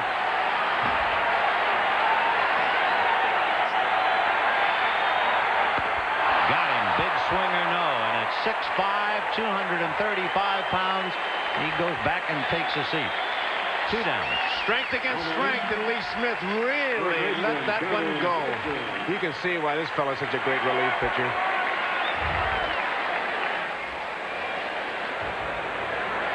It reduces it to the fundamentals. I'll throw it as hard as I can. You swing as hard as you can. We'll see who wins. Right. Strength against strength. My fastball against your swing. So Kevin Seitzer will come up. And Larry Parrish is on deck, which would then leave Pat Tabler as the only player not to have gotten in the game. There's Larry Parrish. No score, bottom of the 10th inning. 1 ball and no strikes to Kevin Seitzer. In there, 1-1.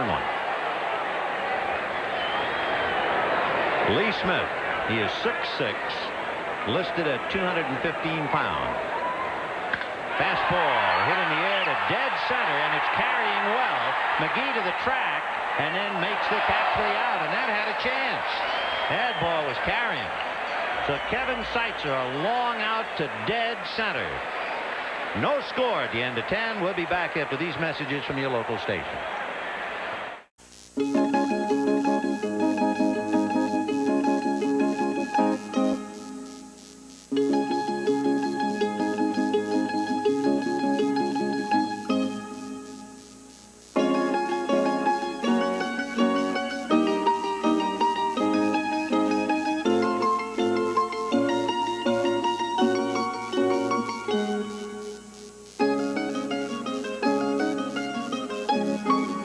Continued at a ballpark near you.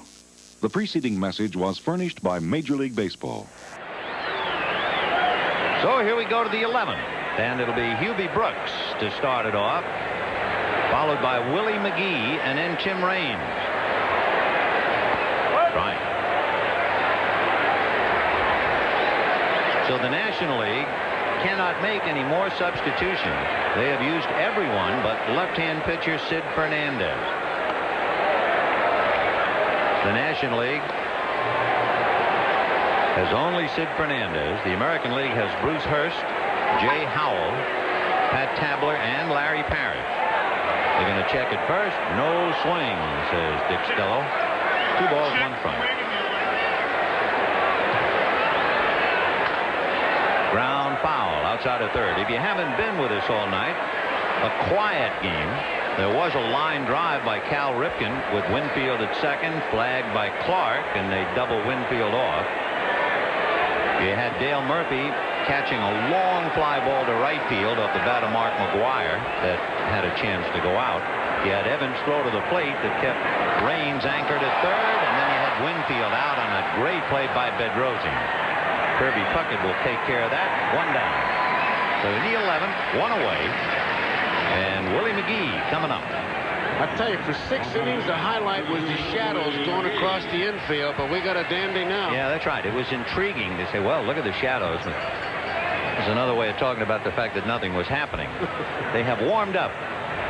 Kevin Seitzer is in on the grass at third. McGuire comes up in front of the bag at first, and Willie McGee checks in.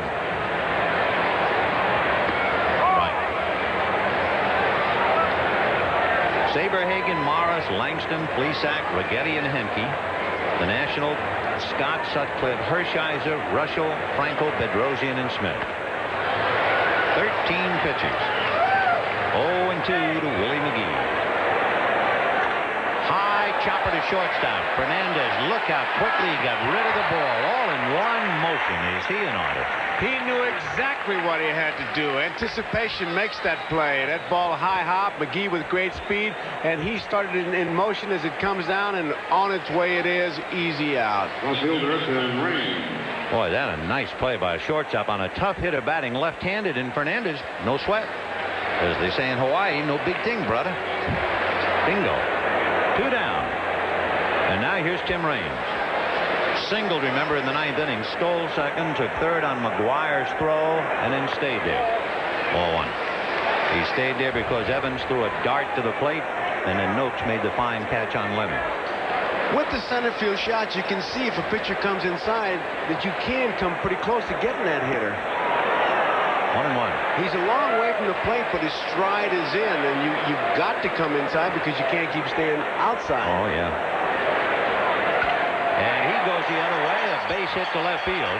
Winfield has to go to his knees to make sure that didn't get through.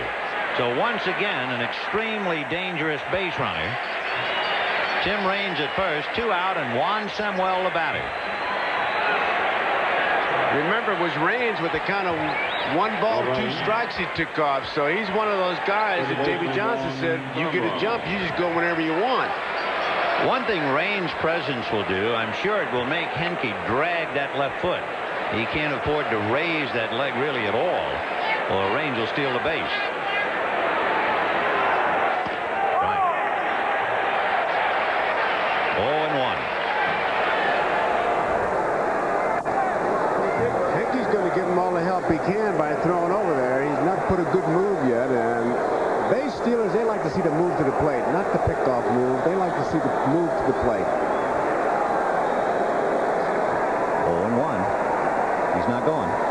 And it's hit foul down the right field line. That will slice back into the seats out of play. Over 49,000 here, the largest crowd for a baseball game in history. Of course, history would be 1968. Of course, they played World Series here in 72, 73, and 74. 0-2. And he bluffs. And the pitch high. He started to go good enough to make Harold Reynolds break to cover second base. So we'll see now if Tim Raines decides to give it a try on this count. Raines goes. The pitch is strike 3 called. Forget the throw. The inning is over. Strike 3 called on Juan Samuel. And at the end of 7.5, no score. Well, you know, when you think about it, the first 6 innings, let's face it, was pretty dull. But they have not only warmed up. The last couple of innings, it's like looking at an all-star highlight film. Take, for instance, the collision at home plate. That was a great play, and it began with a downfield play. Bedrosian doesn't get over in a hurry, and why Brooks threw it, you wondered, and now to see it, they're playing baseball now. I think it was almost like, look at this play on your monitor. I mean, he knew he was going to get clobbered. It was almost Pete Rose and Ray Fosse. Then, of course, Dwight Evans' throw to the plate. That brought back memories of Dave Parker's throw up at Seattle in '79. So they're going about their business now in the bottom of the 11th inning. And Larry Parrish will start it off. So he's the next to last man. Pat Tabler is left. Then it would be a country expression. I think they would say it all. They're playing some ball now. Oh, yeah, hardball. They're playing some ball. Larry Parrish, who had a couple of big years at Montreal, and drives it to right center, and it's slicing, but it's going to be a base hit as Leonard gets over. If that ball doesn't slice, that goes to the wall for extra bases, but it actually came to Leonard. So Parrish, a line drive single, and Lee Smith now will be pitching to Matt Noakes and then Dave Winfield. Here's another play that was worthy of a second or third look. Matt Noakes on the high foul ball off the bat of Jeff Leonard. That was in the 9th inning with Tim Raines at third. And with this catch, Leonard did not have a chance to make another swing. Big play by Matt. So a former Giant, retired a Giant, and now here he is with the bat. He sacrificed twice. Boy, that thing almost took the bat back with it. It's a little tough to bunt that 95-mile-an-hour fastball. And I think Matt's got to, he's just got to take a little bit of an inventory here. High fastball, tough one. And you can see him almost duck it and hurt his hands. Look at that expression on his face. It looked like he was going to turn and say, what was that? Yeah. How can you bunt a bullet? 0-1 to Matt. Parrish's short lead at first. And he got the bunt down, and very well down. So the play to Hernandez. So Noakes does his job. Moves Parrish up a notch. Remember, Fernandez bunted in the 9th inning, and Reynolds bunted in the 7th inning. That's such a beautiful play when it's executed so perfectly. I mean, he deadened that ball, and you could just see it eating the grass as it worked its way through. Landed with the velocity of a poached egg, and now here's Dave Winfield. Doubled, grounded out, lined out, and walked. Winfield, the only star to shine all night. He's gone all 11 innings. Started in breaking ball, ball 1. Parrish is a very cautious base runner. When he was at first leading off the 11th, he had a very short lead with Noakes up there. And even though he is not being bird dogged by either Brooks or Samuel, he's not going too far off the bag. 2-0, the count to Dave Winfield. He has one break, does Parrish. The outfield is playing very deep for Winfield. And the breaking ball missed, ball 3. So the outfielders will have to make a good throw on a base hit. Winfield had a 3-0 count. He looked down last time up, and he took the 3-0 pitch. You can bet that he's got the green light if he likes it. It has to be his pitch. A particular pitch in a particular spot is what this situation calls for. And it's on the corner. Breaking ball. Come back, Dave.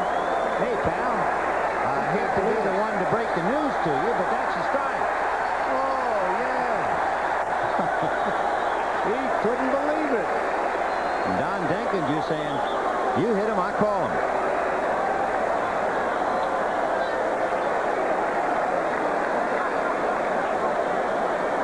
Here's the pitch. You be the umpire.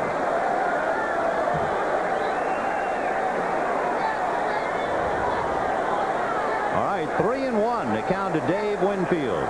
Parrish at second, 1 out in the 11th. No score. Another. 3-2. Oh, the crowd loves this one.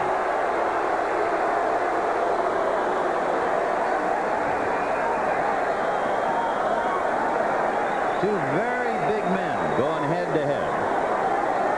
Lee Smith at 6'6", 215. Winfield 6'6", 220. And Larry Parrish at second base with 1 out, carrying a game-winning run. And a slow chopper to shortstop. Hubie Brooks to Keith Hernandez for the second out. And boy, the big guy was motoring. He wanted first base. He made it a close play. He gave it all he had, and he made a very close play out of it. Well, he was denied first twice, and he really let out. Look at him take off. He's digging as hard as he can, and just does get nailed. Boy, what a magnificent athlete he is. Of course, when he was in college, you remember, he was drafted in basketball by the Utah Stars, by the Atlanta Hawks. He was a big man on the campus of the University of Minnesota. Now look out, a runner at third and Virgil Romine infield. Look out for the bunt. If you don't think these ball players want to win this game, Willie Randolph, that was a good shot, still here. He's been out of this game a long time, but he wants to see it. So with a runner at third and 2 out in the 11th, there's pressure on Virgil now. He's got to make sure that no fastballs go to the screen, except that time. You ever think about that? I mean, I guess it's a... No, you don't. That's negative thinking. You can't do that. You know, you just know you're going to catch it. You know you're going to block it. I've thought about it since I've been up here, and I'm saying how many times you were in that spot. 0-1. Then ball and 1 strike. Parrish, who was not taking any chances at first or second, was not really coming. He's just really watching just in case, and he's kind of a defensive runner. He is not the type who's going to get picked off. No, nobody's going to steal it back when he's near it. No way. 1-1 to count to Tony Fernandez. Now back 1-2.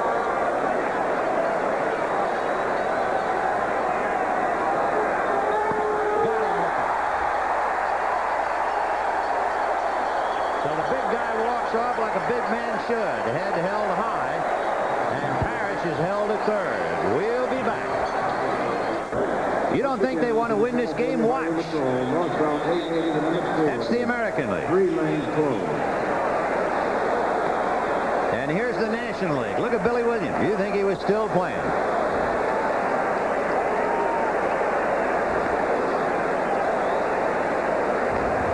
Jay Howell will become the 7th American League pitcher, so we've had 14 pitchers in the game. And it's no score. In the day of the lively ball. Number 15. Hey, we've just put a new theory into it, though. It's got to be the printing. And play in the dark. That helps. With all-star pitchers. Right.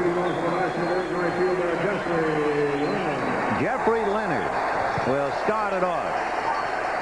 So it is San Francisco versus Oakland here in the 12th inning. No score. For Howell and for most observers, I think, it was quite a surprise that he was selected for the All-Stars. He was part of that Ricky Henderson deal with the Yankees back in 1984. Fouled away. Howell was Oakland's lone representative at the All-Star game in '85, but he didn't play. And here he is with everything on the line. So that means only left-handed Bruce Hurst, right-handed Mike Witt, and Pat Tabler. They are the only American leaguers not to get in. And Sid Fernandez is all alone the only National Leaguer not to get in. Ground ball to short. Tony Fernandez. Boy, I've never watched him play, but is he great? Oh, he is a joy to watch. He doesn't make any herky-jerky moves, and he has those nice soft hands. He could catch an egg with those soft hands. You know, you see a lot of National League. You see Ozzie Smith, and he's spectacular, but boy, you talk about a bolt of silk. That Tony Fernandez is something. Here's Tim Wallach. Wallach checked on a half swing and was thrown out in the 10th inning. Then I've been told that the baseball's used as a special batch made just for the All-Star game, so maybe the argument will continue. Sure, and I know one thing, they don't glow in the dark. See, they got the logo on there and Uberat's name. That could weight the ball down. Oh, sure. John McNamara, the pride of Sacramento. 1-2. John, with a lot of members of his family and friends here, I believe he had 40 tickets for the game. 4-0. Chased the bad ball. So Wallach goes down. And Howell picks up a strikeout. If you are keeping score now, just to make sure you have all the pieces of the puzzle put together, that's the way the lineup hit. And you have Hernandez batting now and Virgil on deck.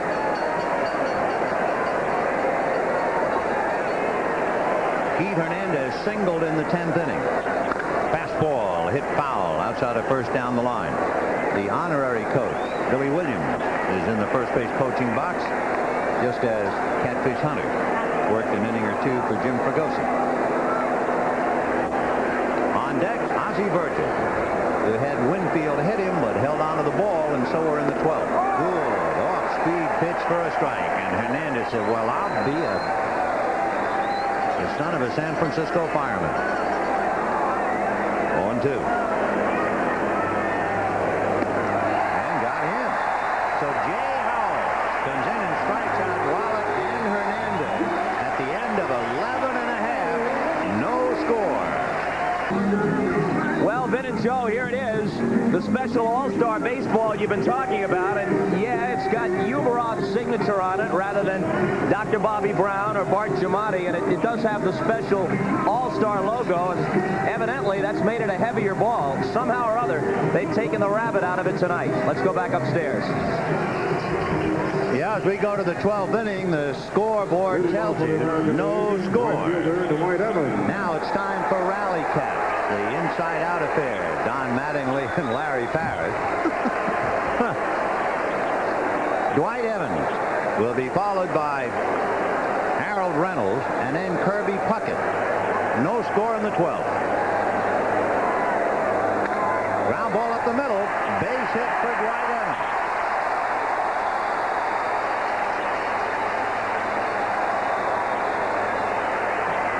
That's the second hit allowed by Lee Smith. Remember, he gave up the leadoff single to Larry Parrish. So Harold Reynolds coming up.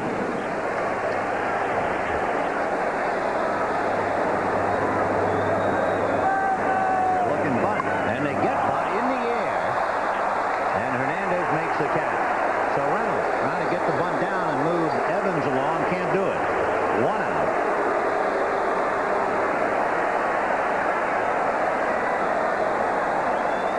High fastball, and he just pops that thing straight up. And Hernandez not going to try any trick plays. He's just going to take the easy out.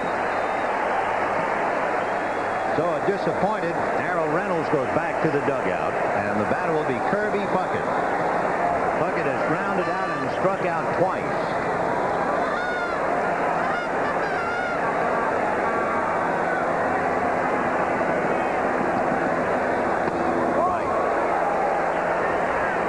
To repeat, there is only one National League pitcher left, Sid Fernandez. And there's Mark McGwire on deck. There are two American leaguers, Bruce Hurst and Mike Witt. And Hurst is now throwing in the American League bullpen. 0-1 to Kirby Puckett. He's been able to keep that ball at outside part of the plate on Puckett, and he's been chasing it. Russell got him, and Smith got him. They give him the lines, left and right field kind of pinching the middle a little bit. 0-1. 1 ball, 1 strike. So Evans held on by Keith Hernandez.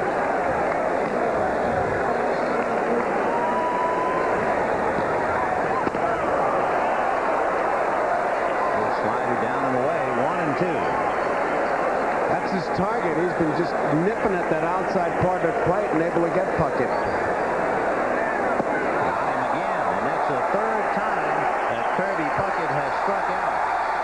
And now, make way one more time for Mark McGwire.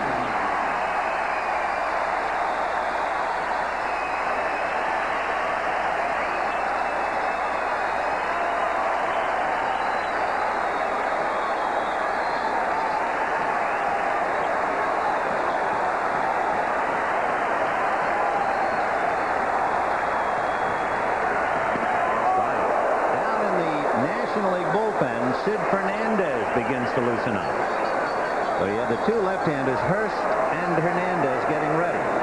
We'll see if McGwire lets him get ready. Fly deep to right and struck out. Fouled away. 0-2.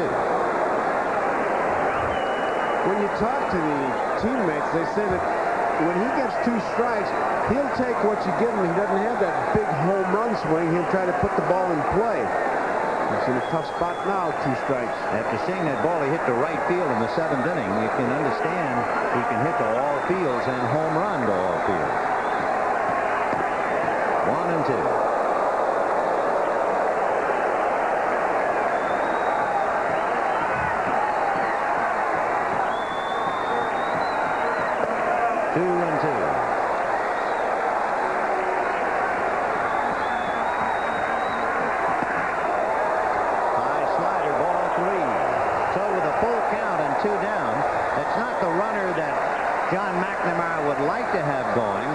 Johnson's probably thinking if a runner has to go, I'll take my chances with Dwight Evans. And Keith Hernandez indicating he's not going to be on the bag. 3-2 to McGwire. There goes the runner, and there's a comebacker. And Lee Smith has it over to Keith Hernandez. Well, are you superstitious? No runs, 1 hit, a man left. We're going to the 13th, and we'll be back after these messages from your local station. Last season, Cooper bats were a very big hit in the major leagues.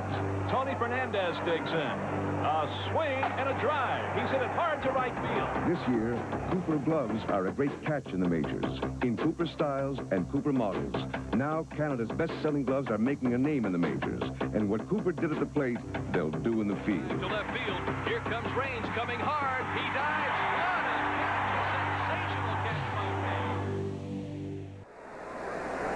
This is how close we came to going home, and it was Ozzie Virgil's fine moment. Look at Winfield's knee once again. I mean, I don't want to look at his knee one more time. Down he goes. And Winfield, now watch, as Virgil comes up, he kind of pats him as if to say, hey, I tried to score, and you made a good play. So here's Ozzie now at the plate. Ball 1. 1 ball and no strikes.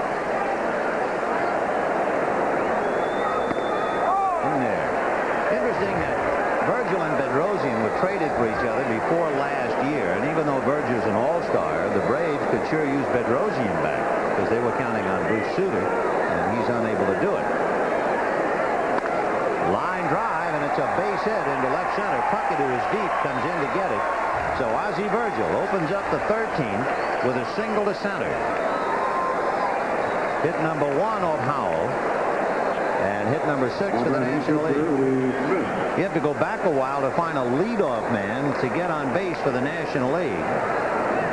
And the answer is, this is the first time the National League has had a leadoff man get on. Lee Smith with a Montreal helmet on is going to be bunting. You bet. Anything that's handy.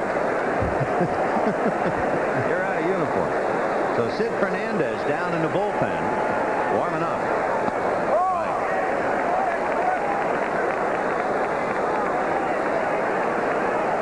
There's Sid Fernandez, and in the American League bullpen, Bruce Hurst. So we're down to the 2 left-handers. As I said, I don't believe we'll see Mike Wood at all. Sicer in on the grass, and that's going to cost the strike. Mike Witt pitched Sunday, so it's questionable we would see him tonight. Now you're wondering about pitchers getting a base hit in the All-Star game? You have to go back to 1969 when Steve Carlton did it. He had an RBI double. Pitchers are 0 for 19 since. Did he? They're going to check. Yes, he did. Dick Stello punches him out from 90 feet away. So Lee Smith, 1 away, unable to bunt. We'll see just how big that is now. Brooks and McGee back to back. We'll say they do it in batting practice, but he's not even close to it. I mean, that big body, he only had about 1/16th of it into that one. So Hubie Brooks finishing up for Ozzie Smith at shortstop. Strike. Fly to center last time up. And that's hitting to right field base hit. Virgil will hold, of course, with Dwight Evans' gun on him. So 2 on with 1 out, and Willie McGee coming up. McGee, the switch hitter, if you're wondering about bringing in Bruce Hurst. And then you have Tim Raines. Now that's the one advantage right now that Davey Johnson has. He has back-to-back switch hitters. And that's it to right field. Winfield going back on the ball. And the runners will hold. So 2 on and 2 out. And Tim Raines coming up. Raines is 2 for 2. Single to center. Stole second, took third on McGuire's overthrow, but stayed there. And then in the 11th inning, singled and was trying to steal when Sam Wells struck out to win the inning.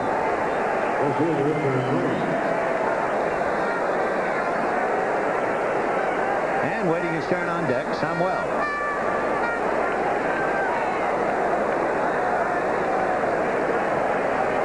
With Virgil, the runner at second base, and arms like Winfield and Evans out there.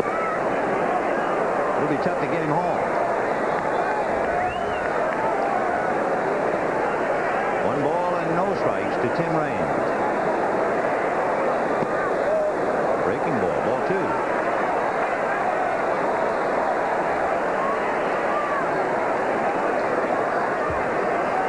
Hubie Brooks at first.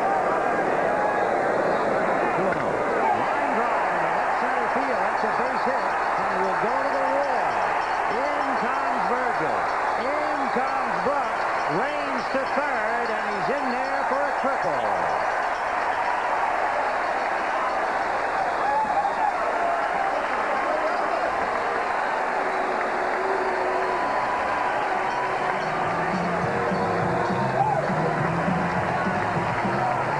So Jay Howell is rubbed up for 3 hits and 2 runs here in the 13th inning.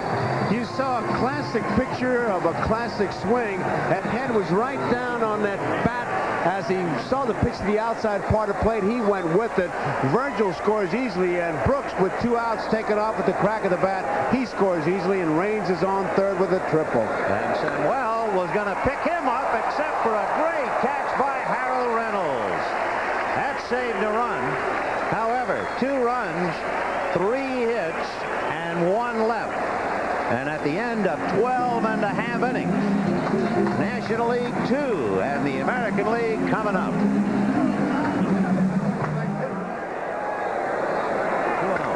Line drive into left center field. That's a base hit, and it will go to the wall.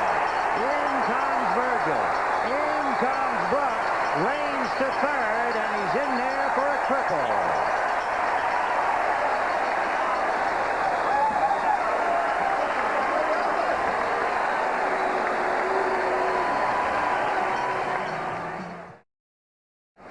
Here's how they were received in the National League dugout. Mel Stottlemyre, Davy Johnson, Roger Craig, first Brooks, then Virgil. And here's how they were dispatched to the dugout. Here's the pitch again to Tim Raines. Or is this the catch? This is going to be the catch at second base. Sam Wilde hits that ball hard, and Reynolds gets up. Didn't have to get up quite that high. It was sinking, and he really makes a good play to come up with it. Kind of an acrobat on that move, but good play. Well, I'll say one thing for Davy Johnson. Not only is he now leading, he has done it. He has used all of his players. And it's the old story. All good things come to those who wait. Raines 0 for 7 is 3 for 3 with 2 RBIs tonight. And the last National Leaguer, Sid Fernandez, goes to the mound. Fernandez trying to nail it down and give the win to Lee Smith.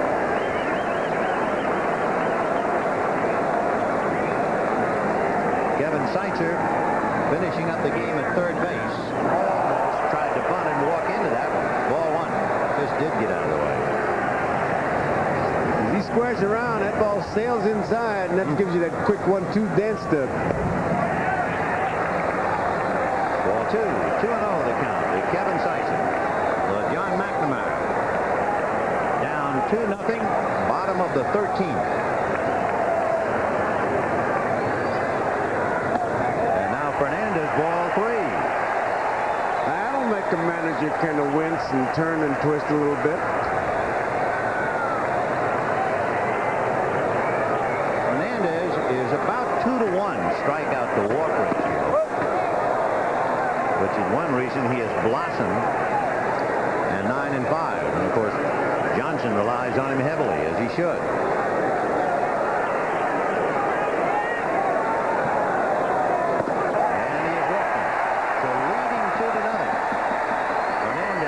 The leadoff man. Now, getting the leadoff man aboard in the top of the 13th was very important for the National League, and the only time they did it all night. The American League, however, had the leadoff man on in the 12th, the leadoff man on in the 11th, the leadoff man on in the 9th, the leadoff man in the 7th, the leadoff man in the 2nd. So they squandered opportunities, and here's Pat Tabler.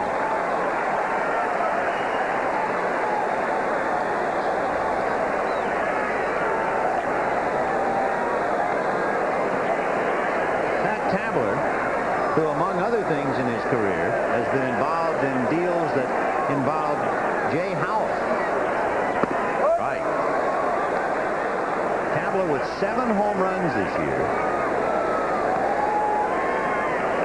0-1 to Pat. 0-2. He had a good rip. Fernandez has that unique delivery. Looks like he's throwing uphill to you. He kind of sneaks up on you. Sneaky, I guess you would describe him. Yeah, the first thing Mel Stottlemyre did was try and get him to straighten up a little more, so he wasn't throwing uphill. Fastball. Oh, he can move it, and Tabler goes down.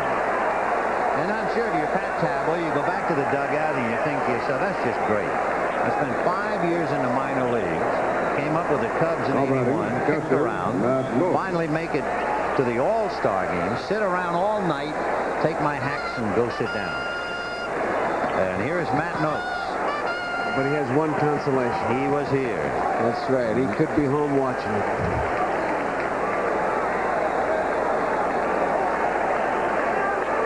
Matt Noakes sacrificed in the 11th inning, but that's not what they need now. Fouled away, 0-1. So all of the American League players have been in. Everyone on the National League team has been in. There's the pitcher of record, Lee Smith. And the only pitchers yet to appear, Bruce Hurst and Mike Witt. Everybody else in the game. High pop foul around the plate, Ozzie Virgil. Now you really have a little spice to the situation. The only man to go the distance is now the man that stands between the National League and a victory, Dave Winfield. You remember that confrontation he had with Lee Smith. Now he goes against a left-hander. Winfield has doubled, grounded out, lined out, walked, and was out at the plate and grounded to short. So Winfield is the tying run with Seitzer at first, 2 out in the 13th, 2-0 National League. And it comes down to New York, New York. Mets versus Yankees.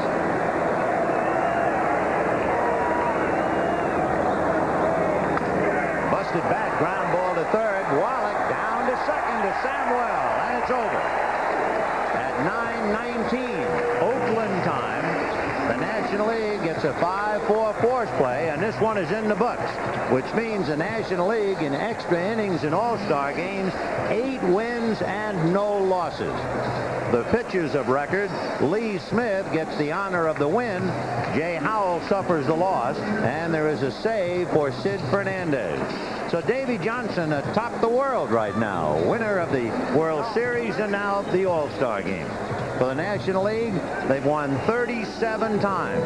The American League has won 20. There had been a split of 4 games, but the National League that at one stage had won 11 straight and 13 out of 15 come back to win this one. 4 pitchers lost the All-Star game in their home park. Whitey Ford, Don Drysdale, Don Newcomb, and now Jay Howell, so he's in very good company. Tonight's NBC Miller Lite player of the game is Tim Raines. Miller Lite is happy to present a check for $1,000 in the name of Tim Raines to the National Multiple Sclerosis Society, and I don't think we're alibying in any way, but the start of the game at twilight did exactly what most folks thought it would do. It cut down scoring and hitting and made it almost impossible. It really did that, but Mr. Raines got that big base hit, and Bob Costas is down there with him now. Bob, go to it. All right, Vin, thanks very much. For Andre Dawson, for Hubie Brooks at various times. Tonight, the way it went, you're the leadoff man for David Letterman. Well, it's true. You know, I say 3 or 4 months ago, I was thinking about getting a club, and I wasn't really thinking about being in an All-Star game. And things worked out for me early to get a chance to get here, and to be able to get my first hit, my first RBI. I'm just elated about it. How badly did the National Leaguers want to win? They talk about this game being an exhibition. What was the feeling like on the bench? Well, I'm sure every time we play this game, we feel that we are the best league. We always call those guys the minor leagues of baseball, and we wanted to win this one bad. We lost last year. We thought that we'd come back in here and not win lose 2 in a row. What did you hit for the game-winning triple, which I guess is what we're looking at right here? Yeah, this is it. Well, we threw me a fastball away. The count was 2-0, and I was looking for a fastball down the middle of the plate, throw it out over the plate. I just was trying to hit it hard. I wasn't worried about, hitting out the park or anything. I just got good wood on it and went in the gap. Everybody, with the exception of Tim Raines, seemed to have trouble with the bats tonight. What's your explanation? Well, I feel good. I told my wife before I came here today that I was going to get a hit for her, and I wasn't really thinking about getting 3, but I just want to get that one hit. I've been here, this is my 7th year, and I hadn't got a hit in all 6 years, so hopefully I came in this game with the attitude I want to get at least 1 and end up getting 3. Very quickly, you got in the game late, I know, but how bad was the twilight early? Well, I didn't really tell. When I got in, the shadow was all the way out in left field, so I really didn't have any trouble. The guys were telling me, though, they were having trouble seeing the ball. Tim, congratulations on being the game's MVP. Thank you. Let's go back upstairs. Vin and Joe. All right, Bob, and our heartiest congratulations to Tim Raines and the National League. It's great to see the best play, and it's great to see the best do what they do best. It was a dandy. Tim Raines with his triple, driving in 2 runs to give the National League a 2-0 victory. So the National League has now won 37, the American League 20, and there has been 1 tie. A reminder, due to the length of tonight's game, the Tonight Show starring Johnny Carson will not be seen in the East. Stay tuned following local news for Late Night with David Letterman.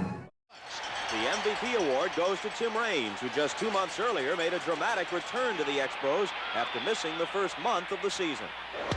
High drive into deep left field. McReynolds watching. Would you believe a grand slam for Tim Raines? That has to be one of the most incredible stories of the year in any sport. The first day back. And now Raines writes another chapter in the story of his remarkable 1987 season. That's the story of the 1987 All-Star Classic in Oakland. With Vin Scully and Joe Garagiola, I'm Bob Costas. I told my wife before coming to the ballpark that I was going to get a hit for her. And it turned out that I ended up getting 3 and getting the game-winning hits. You know, I got my swings. I thought I got my cuts, so, you know, he's the best reliever in the National League, or one of them. Never take anybody for granted, but in that situation, I did feel, you know, what the fan was, you know, cheering for me and everything, and so they gave me goosebumps. But Georgia made a heck of a play. He dove for the ball, then he gets up and throws a strike to home plate, and you got Winfield crashing in on you as a catcher, and that was a big play of the game right there.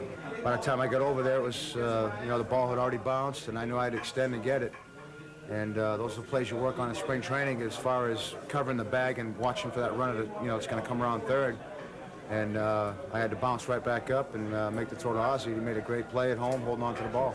Dave's a pretty big guy, and I knew I was going to have to, you know, get ready for that hit.